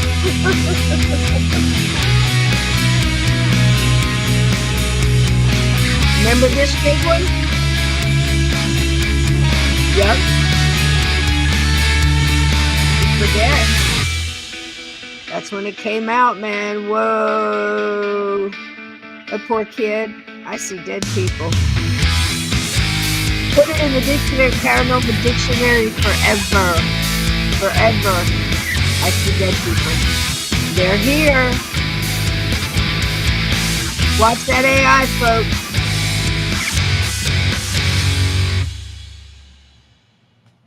Booyah. How about that? How about that, Steve? Memories, right? Yeah, memory lane. Yep. Wow. The movies, in some cases, the warnings. I mean, you had Predator, you had I Ain't Got Time to Bleed, you had you had Terminator coming through telling us, listen, that AI, man, it can get out of hand. Be careful. And here we are. I'll never forget the scene where they shot him all up and he went in pieces and all the pieces melted and then gathered back up together and became him again. And it's just like, whoa. You remember that scene? That's kind of like when you first saw the scene in the first Star Wars when you saw the holograms and the chess game. Remember that? That was crazy. Those moments in movies, the fog when you see the pirates and they're coming down the aisle of the church, and all the fog's coming and you can see them all, and there's just so many of them that you can see them all standing in the fog as far as the eye can see, and you're ghost pirates and they're coming for you. Those pow, pow, pow, wow. It's a lot of good stuff. It's almost like when I was doing it, I'm thinking it's almost like a subliminal. Some of them are so fast, but you're remembering it the whole time. You remember Tamagotchi and Furbies, Do you remember that crazy thing around Furbies, Steve? Do you remember it? Which crazy thing? The thing where they were getting recalled because they were recording stuff they shouldn't be recording. Yeah. Because it repeats back. Do you remember now? That was a big thing back in the day. You put two of them together, and they would talk to each other. They spoke Furbish. Mm-hmm. Creepy stuff. Mm-hmm. Mm-hmm. They did. Now, the whole thing, too, was how I heard it. Now, when I sit here and I tell you stuff, this is so true. My half-brother, well, to be in all honesty, he was my cousin. But he was basically a brother because I was an orphan at 11, and I went to go live with my aunt and uncle, and it was their oldest boy. So I always considered him half-brother. So that's just full disclosure. He actually was a brain and a half. We had the greatest conversations, man. He was so smart, still is. And he wound up going to MIT. He was one of those brains, they bid on him. It was crazy because I got to see that side of it. Him getting his master's in something else and a PhD in this. And it's one of those like Doogie Howser on steroids, this guy, right? And I'm living with him. We're having conversations at the dinner table. And I'm like, I'm hanging in with him because I've got this open mind and I'm, quantum physics and all this dimensions. Yeah, I'm there, right there with you. Free energy, Tesla, let's go, So it was so funny because everybody else is just so 70s. Regular nuclear family, which there's nothing wrong with, But that's where their mindset was. It's like, that's Nixon again. And that, did you read the Washington Post? Did you hear about the Watergate? That kind of stuff was going on.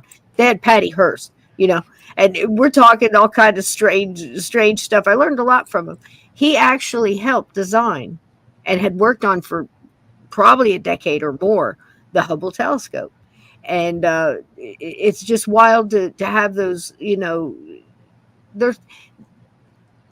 they're slight connections, but there are connections into these times that are actual timestamps in these decades.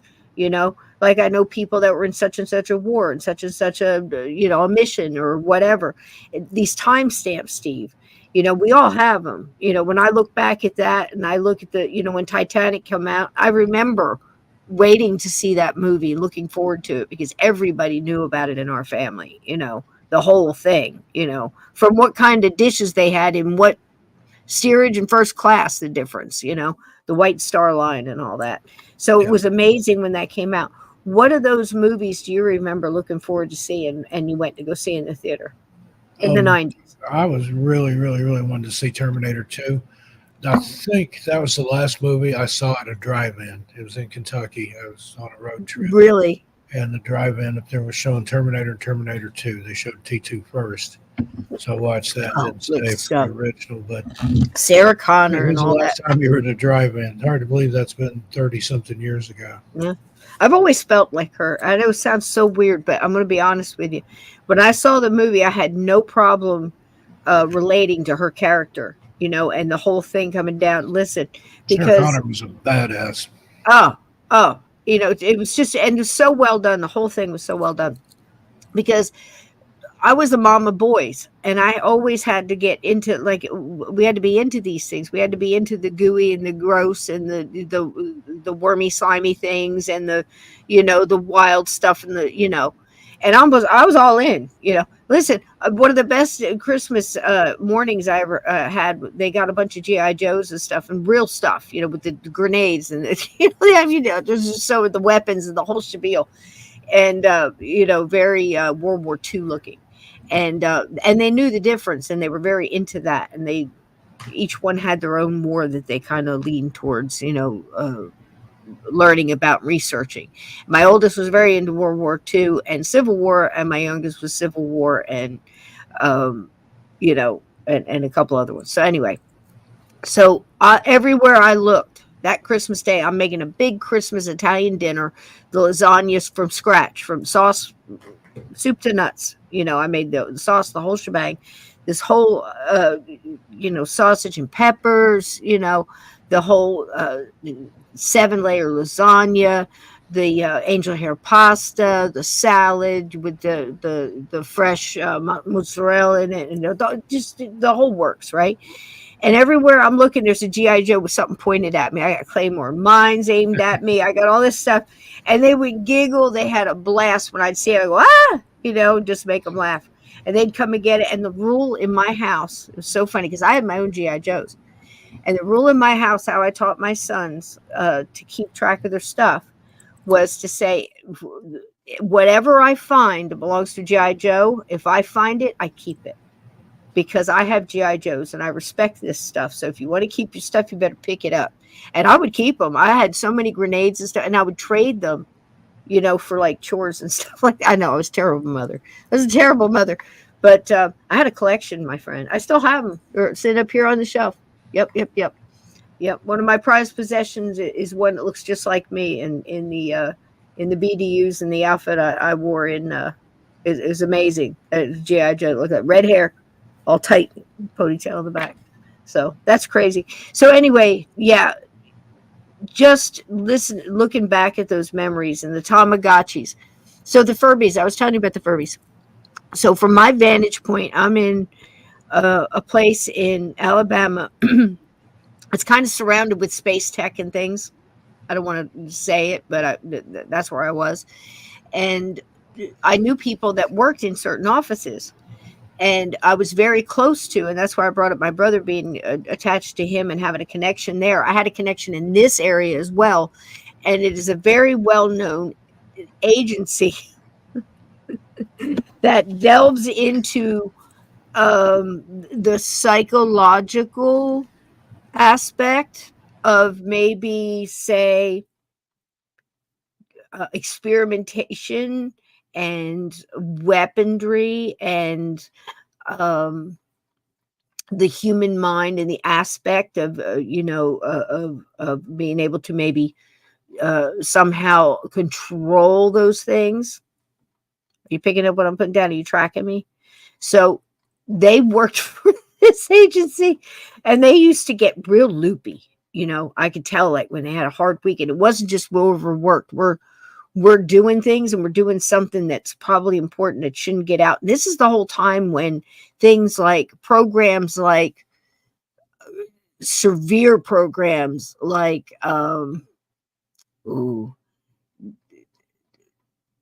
Face Lock. Was it Face Lock or LifeLock? Might have been LifeLock. LifeLog. It's called LifeLog.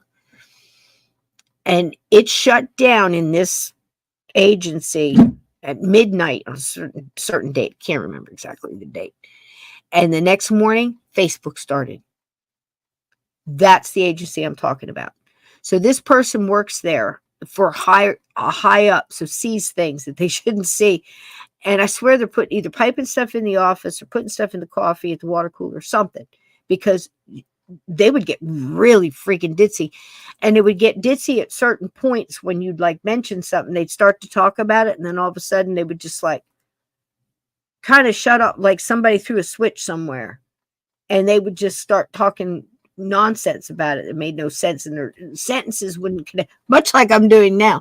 Their sentences wouldn't connect, and you jump all over the place, right?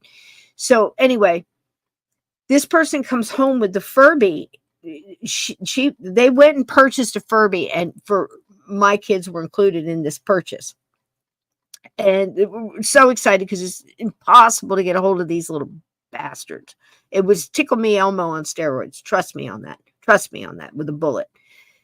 So we have two. We didn't care the color. We weren't like holding out for a purple one with a little white. These people, because people are like that, right? So we're just glad. I don't give a yellow with pink polka dots Furby. I'll take them. So she kept one for herself, and she kept it on her desk. The Furby, she's talking to it just because now it's talking Furbish, which is kind of like, maybe Latin on LSD or something. I don't know. It's just, I don't know what, a little alien sound and stuff thrown in there. So it's just going off and doing its thing. It's real cute, and it's rolling its eyes, and it's flipping its ears, and it's, looking at you, and its little beak is going off. And the next thing you know, it's picking up stuff like hello and maybe your name, and, start speaking a little English with a little Furbish thrown in, and then broken Furbish. You see where we're going. So it starts to repeat full sentences back that it's overhearing in the room or from you, like a parrot, right? So imagine this thing being on a desk in an executive assistant's office. Yeah, that's what happened. So true. This is so true. In that agency that's working on the stuff, like I said, that level, and they have to bring it home, and they're just telling me, I'm there to get, I don't know what, maybe pick up, I don't know, so a cup of sugar or some crap, let's just say, or a movie, whatever it was I was there to get. And it's sitting on the table, and I'm like, hey, and it answered back, and it's like, and it's really talking up a storm now in several languages, because they were very fluent in other languages. So it's really talking up a storm, and you don't know what the hell it's Greek, what Sumerian, what is this thing talking? And then every once in a while you'll hear a sentence or two in English that you can understand, like, and it's weird stuff too. It's like, hey, nice legs, keep trucking. I mean, what? Wait, what did you say? It's weird, saying weird stuff. And she says, yeah, I can't shut it off. And I'm like, what do you mean you can't shut it off? She said, yeah, I don't understand it. I have to wait till such and such gets home so they can shut it off. And I said, well, what's it doing here? That's kind of annoying. She goes, I had to bring, we all got in trouble. We all had to bring them home because they were recording things, classified shit. And we all got in trouble for having this recording device. We never thought about that. So now everybody and it wasn't just their office. It was like a widespread thing. Like when they recalled Tylenol, when the bastards started shoving poison in the things. You remember that, where everybody had to, recall, don't take the Tylenol, give it, well, is it Advil too? I don't care. Throw that out as well. Just be sure. It's better safe than sorry. That kind of shit was going on. Better safe than sorry. The Furbies are picking up classified conversations in government offices from grandmothers buying toys for their kids and their grandkids at Christmas. And, it's fabulous, fabulous, fabulous. True story. And it's just like, I could picture this one. I can picture this. Let's just say being banned from government facilities, and be busted with a hammer. You know what I mean? Like like you're going in and you're just bam, bam, bam. I've seen that in so many movies that are just flashing through my mind right now. I'm thinking of everything. I'm thinking of Hillary doing it, to like a subpoena for what? Give me a hammer. Bam, bam, get the bleach. I'm seeing all this stuff all at once. It's crazy. What a world. What a world. What a world. What a world. Well, Steve, up to this point, Miss Lincoln, how was the play? So look, I have just enough another ghost story from the Sightings from the 1990s. Spectacular hit, I think, was at this point, Steve. We might as well just give it to them, right? They did a great job. What do you think? I think they did. They're unique. Yeah, for its time and place, it was something else. Wasn't anything like it. Right, and you're not going to find anything like it today. The way they put it together. So let me go in here and search for this one. I think it's Done Bacon. I had a video I was doing right before the show. Bum, bum, bum, bum. Yeah, I got it. Yeah. This is a good one too. I'm glad I could sneak it in. All right, I snuck this one in. This is so cool. I'm glad it worked. So right before the show, I grabbed another Sightings and again, this is just the way they went about it. And this is fantastic stuff. I'm so glad we were able to show this to you. Finally, they let loose on the, go ahead, show it. So I think it's great on the inner tubes because it's not always easy getting you guys stuff. Sometimes I got to go back, or Steve and I've talked about it all the time. And they'll say like, there's some song in the background, somebody singing happy birthday or some crap to their parakeet or something, and they want 28 seconds of, we've all done it. So I'll just like, look, okay, we'll cut it out. So you get to see it, unless like a week from now, somebody, from, I don't know where in a tent in some sand village somewhere says that they've got the copyright ownership to, happy birthday that they're singing to a dog on the back porch. You see what I'm saying? So it might get chopped up, and it happens all the time, doesn't it, Steve? Oh, it's crazy. I've had them try to claim a whole video for like just a few seconds of footage. And I'm like, where's it at? Point shoot. Because you're not getting that. I spent literally just that video we just watched. What was that? 12 minutes.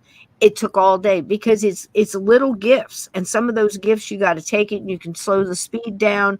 Then you got to copy them and double them and fade them in and fade them out. So you get a nice look. And, forget about the layering. Layering takes, and then you're putting in words and you're trying to time it and stuff. It takes time.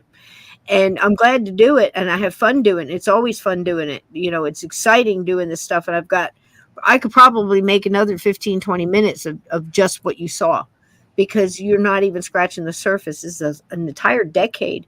But I think it's enough to let you guys know that what we're missing in the paranormal field now, and I agree with the guy on How to Hunt, Steve, I think his name is Steve? Forgive me if I get it wrong.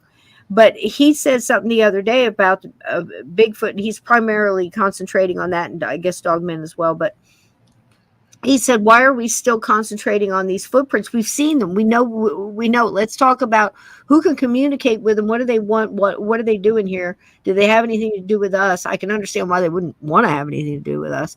But, what's going on? He's trying to get to that next level. He's clawing to get to that next level. And I have nothing but respect for that. And he's kind of like, how do I put it? he's zeroed in on that, and he's got blinders on, and I think it's great. And he's full tilt boogie, and he's going in, and God bless him, because he shares what he finds with everybody, and he gives a place for people to call in and go, I saw something too, or here's the picture I had, or this is what happened to me. And he's starting to get into people that are doing things like leaving things on, like I had in Cabin 22, the Giving Rock, where Ms. McGee would put out a pie and she'd get something back, like a big piece of black obsidian, volcanic rock or something, or a walking stick, or whatever.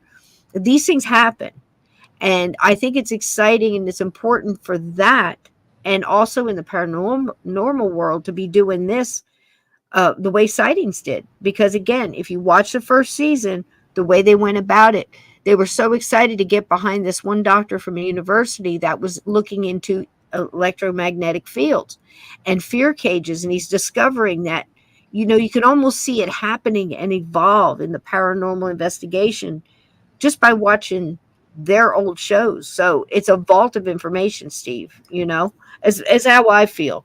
If you're pointing somebody out that wants to learn about this, really learn, they're past the point of questioning whether it exists or not. Let me get a lot of information in one spot. I'd say this is one of the places, the sighting episodes, which a lot of them are available now on YouTube. What do you think, Steve? Yeah, love it. I'd like to see a renaissance. I'd like to see that kind of stuff, not just the old stuff, but newer stuff made in that style. I'd like to see that come back. There's more truth there. There's something. It wasn't sensational. It wasn't a bunch of hooey like a lot of this stuff is. They were diligently and seriously trying to look at it, and it was still entertaining, but it wasn't just about the views, the clicks, or the whatever. Thank you, Jack. Jack's tracking me. You tracking me, Jack? Tracking me. I love that. That's the thing. You can come here and you can have conversations where people understand what you're saying, even if you don't know what the hell you're saying. You know what I mean? They know enough about certain things. When I say there's an agency that had, these things happen. The stuff that's going on now is absolutely phenomenal. And when you start unpacking that, listen, it's all training. It's all keeping your mind sharp, your discernment, your filters, your feelers, your keeping your light bright, whatever direction you want to take your mind. The thing you just remember is, if you go down a road, a dark hallway, and it starts getting a little too dark, flick that light on, turn around. You can make U-turns. You can shut that door, and you can lock that son of a gun for later or never again, and go open another door. There's plenty of roads you can go down in this journey. You know what I mean?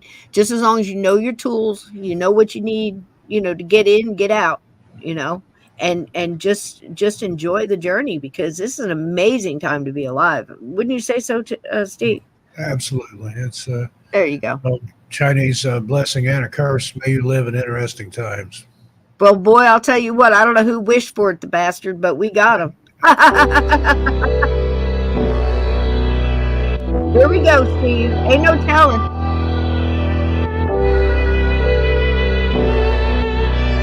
I miss the old MTV. They actually played music videos. Yeah, they did. Nowadays, the videos that they would play wouldn't be worth watching. This is garbage. This is all reality garbage and bullshit.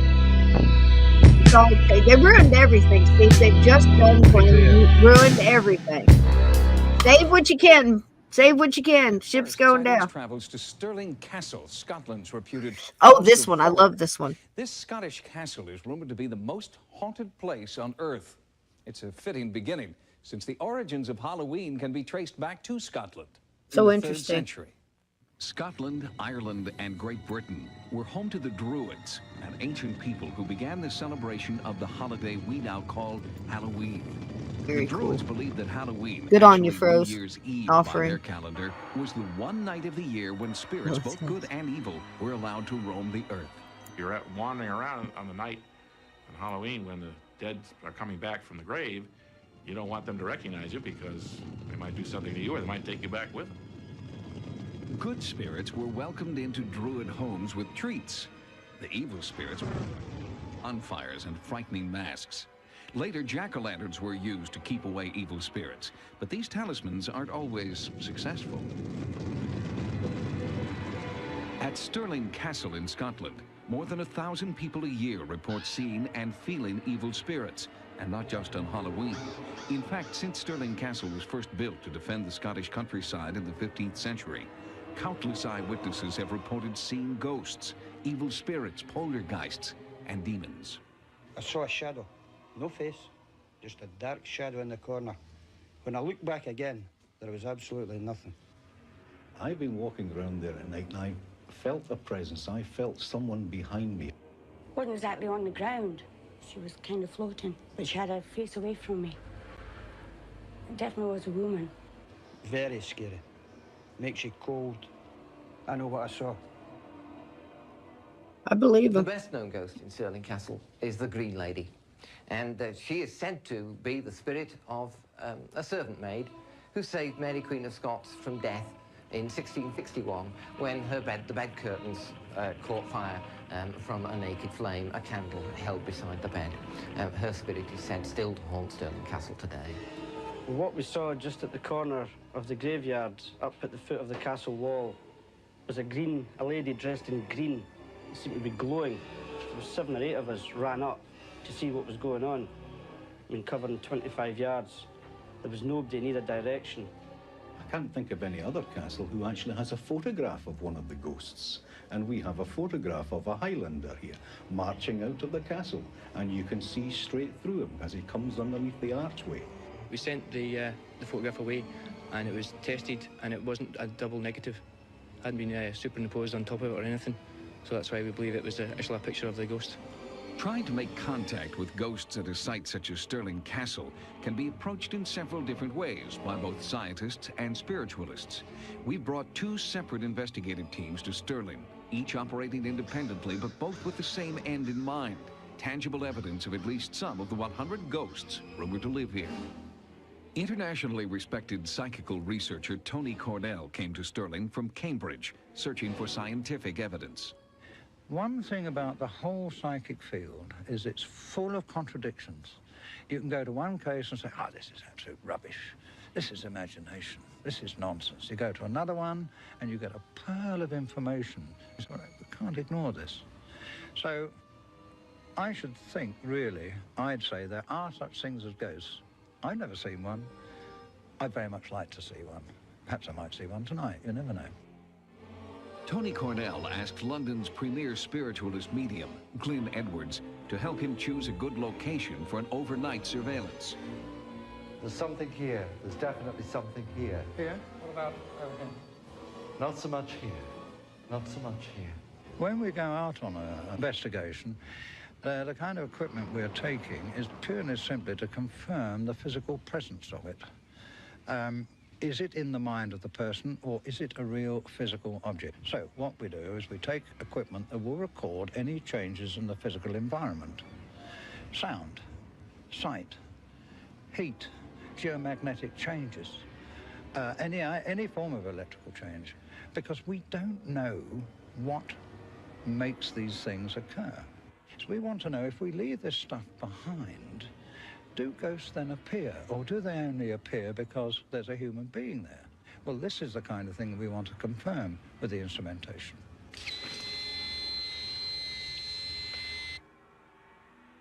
Cornell set up an infrared camera and a standard video camera to be left on all night. The next day, the video revealed nothing extraordinary, but the audio portion was startling.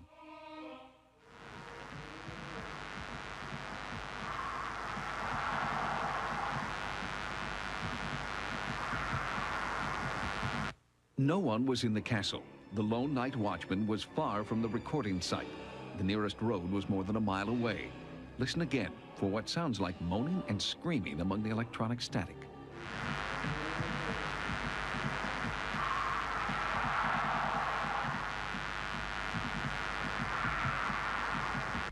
Could these be the ghostly voices of Stirling Castle's tortured dead?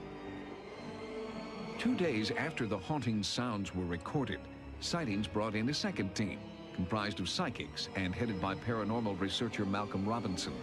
They hoped to find additional evidence of ghost activity. Their investigation took place near the recording site in the castle's old prison, called the Toll Booth. We go along and investigate these cases, speak with the people involved to ascertain if indeed there are something of a psychic nature happening. This group of psychic investigators uses a controversial and often dangerous technique called spirit rescue. In a rescue, the psychics attempt to become temporarily possessed by any spirits that may be present. They believe the tortured spirits inside them can then be released into another dimension. On this night, world-renowned psychic Rosemary Todlin claimed one ancient tortured spirit had entered her body. They were attacking me, they were bringing me back, they were attacking me, they were bringing me back. Rosemary appeared to be speaking as a centuries-old prisoner who had been tortured in Stirling Castle. While she was in her trance, other psychics attempted to liberate the supposed spirit from her and rid it from the castle.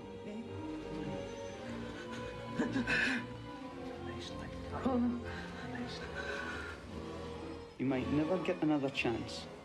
This is your chance. This is your chance. This is your chance to be free once and for all.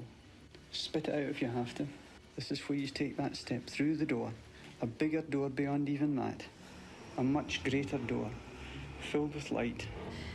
That I actually felt escape. I felt it physically and I felt it emotionally. And the pressure began to just evaporate from me. Do you feel that the spirit has been released then from this room? He's no longer here as far as I'm concerned. So you're quite sure of this? Yes. Yeah.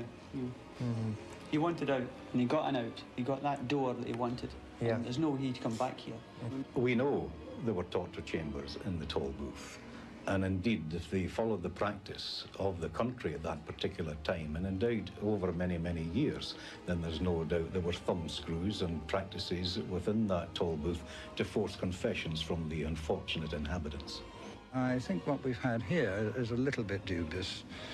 I mean, I get the feeling of, no, it's too melodramatic. Sincere, yes, but I don't think it was correct. But that's not saying that there aren't things in Stirling Castle. Of course there are, because many sane and sensible people have walked around and seen these things. There may be conflicting views on the merits of spirit rescue, but Malcolm Robinson and his team of psychics believe that there is now one less ghost in Stirling Castle, that they have relieved the suffering of one tortured spirit in Scotland's House of Horrors. 10 bells.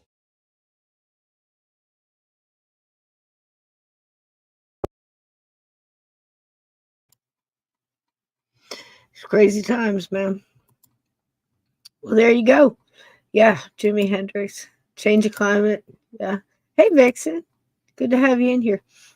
So, hey, Vixen, there you go. Good to see you. There you go. I mean, again, this is how they go about it. They have the expert there. You notice they stayed for days. They stayed overnight, whatever. They're not rushing in an hour, sending B team in there. And, you know, they're hands-on and they're trying to learn. And you can just see that they're just experimenting with equipment that we just rolls off our tongues now. They're, you know, just looking into the EMF, you know, meters and different types of cameras and photography and stuff. And Steve, this is the one, the sightings, I'm sure you're familiar with, not only the case that the Sally case that we talked about, where they went in there and they sat and stayed and went back several times. I think that one they went back like 5 or 6 times till finally the couple left. I remember the last one, they went to the house and the couple had moved, but they came back for the investigation or something like that. I can't remember, but this is how thorough they were. You know, they were in it, you know. And this is the one that there was I can't remember the way it was set up. I think it was 2 brothers living together in a house, and their father had lived there too, and he had died, and they started taking Polaroids. You know where I'm going with this. And on the Polaroids appeared to be writing, but it wasn't just writing. It was words and full sentences in some cases in 2 languages. I believe Latin as well. Answers to questions, Steve. Do you remember this one? Anytime anything starts speaking Latin, you don't want to mess with it. That's kind of frightening. I know. And this went over a couple of years. And again, sightings appeared. They did a whole couple shows on it. They did all the things. They even went and visited the film experts of Polaroid got them all involved, had the film analyzed, opened up a fresh pack of film, the story. And these guys would take the pictures right there in front of everybody in the cameras. And it was the same group that primarily that the investigators anyway, the parapsychologists, the scientists were the same. And they were investigating this and, trying to be very scientific, but again, showing their amazement is happening right in front of them. And they're just trying to hold it together. But basically they're just like, this is phenomenal. We can't understand it. And, they had just some kind of little test or whatever they set up. And some guy said it looked like they were writing in cotton. So they're spelling it out on glass and trying to take it. But again, it has nothing to do with the fact that they go to the factory. Literally, you can see them go. They get film, sealed film, carry it themselves, put it in the thing, and the guy does it right in front of them. So all these tests, again, are for just filler and show. And again, very much like the magicians we were talking about last night, Steve, the smoke and mirrors, the distraction, the look over here, not over there, the sleight of hand. I told the story of a famous magician I went and saw. He's doing some big thing, motorcycles, the cages, the smoke, the fire, the whole shebang, the lasers. Yeah. And he's behind me, the schmuck, on a motorcycle, and I caught him. But again, I'm not going to spoil it for everybody. Hey, I'm sure that's happened to him. But I just smiled and turned around and enjoyed the show. And that's kind of what I'm doing now. So, and once you kind of know the secret and the spell, it doesn't work anymore. And that's what I was kind of saying with a lot of these magic, videos. Twice it's an education, because if you keep watching it, you can figure it out. There you go. I think about that guy too. That who was that guy? That magician guy that came out. He was a magician whistleblower, and he came out and was telling everybody all the secrets. Remember that? Everybody kept saying, "Somebody go kill him." Whatever. Yeah. Somebody go kill him. He's dead. Well, what's his name? I can't remember who that little guy used to jump around. I think it was late 80s, early 90s. Doug Henning, do you remember him? He was a Spitfire. Long hair. Doug Henning live, long hair, the mustache. And big old mustache. He came out. I saw him at the Knoxville Civic Coliseum after the show. He came out and sat on the edge of the stage and talked to everybody. He was a really nice. Cool dude. He was kind of the Richard Simmons of magicians, I think. He was. He's so funny. And then you've got this other one. Who was the one that had that big old show toward the probably early 2000s, really.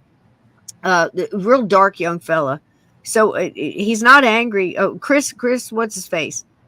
He's like Chris Angel. He's like there you go. Las Vegas. He's like an Alice Cooper magician. It's all trickery. Alice Cooper's of magicians. He had the dark thing. Hang out. He's playing the rock and roll. He's hanging out with midgets and circus performers and stuff. It's crazy, but anyway, it worked. It works. Whatever sells. But again, it's smoke and mirrors. It's the same stuff, and the stuff goes on in real life. It's the same thing we've talked about on this show with advertising and propaganda and commercials. And that's another thing I was watching with these 1990s commercials, and I showed some of them in here. You were starting to get into like that Capri Sun. If you notice the Capri Sun, the kids would melt into this like metallic, almost a running mercury kind of thing, that's going through, just like Terminator. They're mixing mixing that what's popular in pop culture into the commercials, of course, because that's what sells. And it's the same thing as they were trying to do in the 50s, where they realized, hey, we'll put a toy in the cereal. We'll throw a shit ton of sugar in there, Same with the Cracker Jacks. And we'll put it on the freaking level. Yeah, it's so funny. And they'll put it on the level that the kids walk at in the grocery store, at their eye level. Moms and everything, the oatmeal and the great nuts and that kind of the special K's up here. And here on the bottom, mom, buy me this toy. I have to have this car. I have to have this. Sugar smacks and I have to have the sugar smack Decoder ring. Sugar. Yep. We'd eat Yep. bowls of that and watch Saturday morning cartoons, just Yep. wired out of our minds. But the same mindset, the same control, the same research and study of the human mind and what makes a human tick and what makes the brain tick and what gets your attention and what controls you and what makes you react is such a science that if you can get your mind wrapped around it, watch shows like Lie to Me. Watch Lie to Me. Watch how to learn micro expressions in people's faces. Learn how to read the vibration of something before you ever listen to the words. Moving up in consciousness, you're understanding people on the other side and these entities that come to visit, and sometimes in stories of cryptids and Bigfoots and vampires and dogmen and skinwalkers and all these things that can telepathically get inside your mind and understand what you're thinking, and you can read their thoughts and you can communicate that way. Listen, if you don't think that kind of stuff wasn't tapped into with MK Ultra and remote viewing and the men who stare at goats and the entire Nazi regime and the Japanese propaganda war machine and Vietnamese, goes on and on, and Korea, it goes on and on and on, infinitum. Steve, goes back to Vikings and people that put heads on pikes going into forts and into towns, and these wild west hanging the bank robbers from the gates going in. Turn your guns throw it into the Cracker Barrel. It's all the same stuff. It's all the same mind warp stuff. That's the whole thing, whether it's black magic or chaos magic, which is, I think, used more than people think. Peer pressure, commercials, all of it, fear. What is the number one thing, that makes people move? There's storm warning. There's, snow's coming. I need eggs and milk, or there's no difference between that and them putting products so the kid will see the toy, and I want this cereal, and you're stuck all week with this sugar high cereal, because you wanted the car or the whistle, or you remember when they used to put records on the back, Steve? Yeah, I just think I got the you cut out the back. Archies, yeah, you could cut out the I back had the Archies. I had the Archies. I swear I did. On it, so because it was so warped. flimsy. Yeah, mine was warped, but I remember playing Sugar on that for sure. And that was crazy. Sugar. Sugar. See, propaganda is all psyop. Steve hit the nail on the head. Sugar was bad for us. Sugar smacks. And I'm singing about crisp, it. Sugar. Flakes. Fill me up. Everything was sugar. And we loved it. We'd eat 6 bowls of that and watch cartoons while we bounced off the walls. The Mentalist. Yeah, Mentalist is a good one too. What's this, Froze? What's Froze saying? We enlist the other lies to push our poison for us. Yes, Rockefeller. Yep. And, now ask yourself who was in charge of picking out the books that were handed out to our scholastic education reading materials throughout the entire United States. And guess who was behind that? Rockefeller. Yeah. I mean, gosh, this stuff that it gets heavy, Steve. It gets the knowledge. The knowledge, the weight of the actual, and look, I don't know what to do with it. So I just blurt out these conversations and, say, listen, it wasn't the Titanic, it was the Olympia. And if you just pay attention to the windows, if you take a picture underneath, put them together, that's not the Titanic, and you just know that, and you see people walking around inside the White House and they're all saying, oh, look, this is where, no. Half of the White House is under a baseball field, like a couple blocks away when they destroyed it the first time. There's a couple things that are original, but not as much as you think. I mean, the windows, everything. And who was it? Eisenhower that tore that? Truman that tore it apart. Things get changed all the time. And you go in there and you think, like you're going on climbing the stairs of the 6-book depository or whatever you call the damn thing, and you're going up there and there's a museum, and you look at it and you stand in awe at the, I'm here. This is it. This is what it looked like. This is how the boxes were. This is where the chicken bones were found at the window.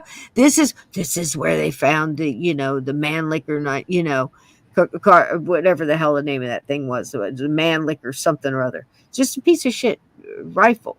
The stuff that they're able to pull if they just keep repeating the lie. I could vomit thinking about this. And you go up there and the truth, and that they've moved those boxes around. There's entire committees that continue to keep arguing about where they want to put those boxes. None of this happened. I'm just telling you right now, it didn't happen. Not the way they're saying.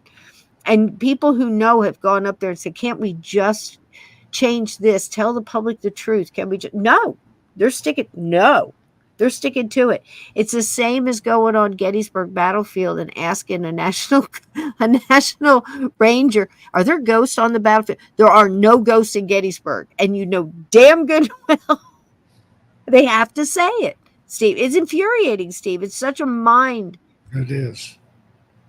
It's one gigantic Vulcan mind melt. Yeah. But it's just astonishing to see it work constantly. If you see people still doing things that are completely ignorant, and they're doing it, but they're doing it with such conviction, and you just know. And at this point in time, I'm going to say it like this, and then we're out. As light workers, you have to be noticing the fact that it's harder and harder to stay in rooms with people who are not vibrating on the same level you are. And not that it's a better level or whatever, the same. It's like batteries trying, opposite and positive and negative. They just force themselves apart. If anybody else is feeling that, you're not alone.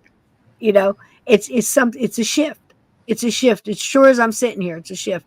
Just like I know the Mandela effect happened, something around 2012, things started getting a little murky, and I can't explain it, but you got some big people with a lot of power and a lot of ego and a lot of arrogance that are more evil than you could ever comprehend, because they are not like you. They are not grown up like you. They don't have the values you have, the morals you have, they have zero compunction whatsoever of doing on grand scales that affect a lot of people. They do not care. And once you realize that, you go, whoa, and you can see it, and you go, I know how that magic trick works. I know how that spell works. I'm not falling for it. And you can better trip through your journey, with this smile. And you'd be one of those people who smile on your face like, yeah, I know what's going on. It's really going to get crazy now. Buckle up, but I've been in the paranormal all my life. I've been sitting under many a blanket with flashlights, reading shit like Ripley's Believe It or Not. And you know what? I believed it. And I read all the books on all the Bigfoots and the Beasts of Bray Road and the Swamp Monster of wherever. And I've read the stories where people got their RVs flipped over, and people that hesitated got ripped apart, and one guy that just full took boogie and didn't ask questions and got the heck out of there because he knew that it wasn't something to mess with, because he had knowledge and he lived to tell the tale, Steve. This is how we get the stories. The people that are like the people here in this chat, like you and I, that know darn good and well, there's no way in hell you'd let that guy get so close to you, the guy in Scream. You keep walking towards you, and you're just going to keep backing up into the stall of a public restroom, to where he's got you good and cornered, and just keep talking. No, to lean into that torpedo. That guy's trying to hurt you. Just assume, and ask questions later, because you've seen some stuff, and you've seen all this propaganda, and, from the chocolate bars at the checkout to the magazines there to distract you too. So you're not paying attention what the son of a gun behind the thing is ringing up. All of it is meant to distract you. Don't fall for it. Steve, 1990s, it looks like it was one hell of a decade. Yep. What do you think? I miss them. 80s too, 70s even, and the 60s. I was around for the later part of the 60s. I was very surprised at all of the. We're going to see more sightings. You have not seen. Hey, Yoda girl, how you doing, sweetie? Coming sliding in here at the end just to spread some love. Good to see you, babe.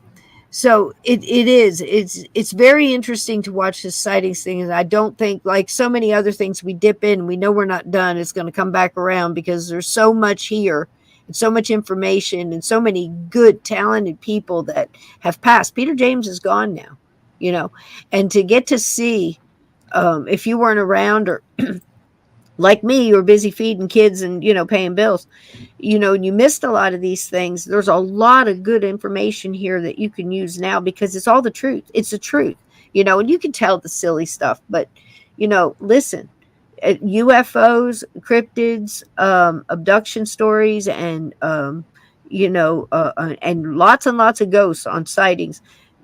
I think it's like having a paranormal library, Steve. And I think it's being on the inner tubes for free. There's no reason not to go in and get you as much of it you can stand, like an all-you-can-eat paranormal buffet. All you can eat. That's what I was going to say. Did I take the words out of your mouth? Did I pull a meatloaf on you? All you can words consume. out of my mouth. Oh gosh, what a great music, man! I just feel terrible about him. I really do. He was another one that was around him the night before that, the week before that he sure did. Same week, within days, I believe, Steve, if I'm not mistaken. By the next Monday, he was in the past. Yep. Well, I hope you all enjoyed this look back, and I thought it was fun to throw out a lot of stuff, a lot of memories for the 90s. I mean, it's, I think you look on any decade, you're shocked and surprised at how much they packed into that, all the different things that happen, all the serious things that happen. I mean, sad things like Columbine and the Oklahoma bombing and all the stuff about that. Gosh, it's just one thing on top of another. I can't even tell you. So you also got to look back and think about the fun stuff that happened too. That's a big chunk, a decade out of, if you're here and you were alive then, it's a big chunk of time. And to watch things, I think the one that got me was Leonardo DiCaprio starting off like 92 or something. He did, I don't know if it was What's Eating Gilbert Grape or one of those he was in that kind of started him. And then at the end of this decade, and toward the end of it, a huge blockbuster like Titanic. And the difference in that, I think, really tells you how fast life goes, how fragile we are, how much we change in short amount of time, how much technology changes and kind of sort of stays the same. We're just getting bigger and better, more and faster, and I think it's almost getting to the point where I think that pendulum's going to swing back, Steve. We're going to start getting back to basics. What do you think? Yeah. Gosh, one can only hope. In that direction, I hope so. We need a reset. Yep. I think we do. All right, guys, listen, I'm going to play this on the way out. You can say your goodbyes and your wish wells and all those things on the way out. I appreciate all the thank yous. I appreciate all the comments. Thank you so much for the super chats for tonight and last night as well. I appreciate those of you that send out to the PlayPal, and I appreciate all of you that go into the T Public. Let me see if I pull that up real fast, Steve, before we go out. Tell us about your radio show and everything. I'm going to be on this week. Yeah, I'm recording with you this week. It's on the Clyde Lewis Ground Zero Radio Network. It's called Everything Out There. Have a good time over there. Had Cisco on several times. Had a bunch of people that have been guests on this show as my guests as well. The video's coming up on Tales Untold. And right now, over on Missing Persons Mysteries, got a 4-hour paranormal true story marathon going on over there. So after this is over, come and join me. I'll put a link in the chat there. Very cool. Very cool. All right, here we go. I think I might have got it. Like and leave a comment first when you're on your way out the door. I think I might have got it. All right, so we got the new dad hat with the new saying, go in there and get you one, or get you a button, get you a canvas bag. I love my canvas bags. I use them for all kind of stuff, and they really do print nice. But and look, I know times are tough. Get a sticker, do whatever. It helps out. We get a little bit, but here's the thing. It's fun. And it also reminds you, you've got a little button or something like that, or your sticker stuck on whatever you might see every day. It reminds you to listen, sage against the machine, just sage about it, recharge your battery, reconnect that light. Look, we're all candles that, our flames flicker, right? So you just lean in and you get a recharge from somebody else that got a little extra front, little extra light, little extra flame to give you, and recharge yourself. Like we always say here, kick your shoes off ground, plant a plant, grow a tomato plant, whatever, make your own salsa, do whatever it is that recharges you. Don't let them talk you out of doing that and keep you all distracted and get you all geared up. Don't let them wind you up. You have the answers, you have the tools, and keep searching the paranormal, because I think it gives you day-to-day things on how to live. It's always been like that for me, and I think for you too, Steve. Looking forward to talking to you this week, my friend. My love to Nick. You look beautiful as always, and I think we're out of here. Y'all want to see that again on the way out? Good night, everybody. Come join me. Good night, everybody. Put your comments up. 2 or 3 more hours to go over there. So wow. Okay, there we go. All right, kiddo. I love you. Go check out all Steve's channels and wish him well, my friend. Go's a good guy. Good night, everybody. Good night, everybody. Thanks, Cisco. Good night, sweetheart. Love you, babe. Love you too.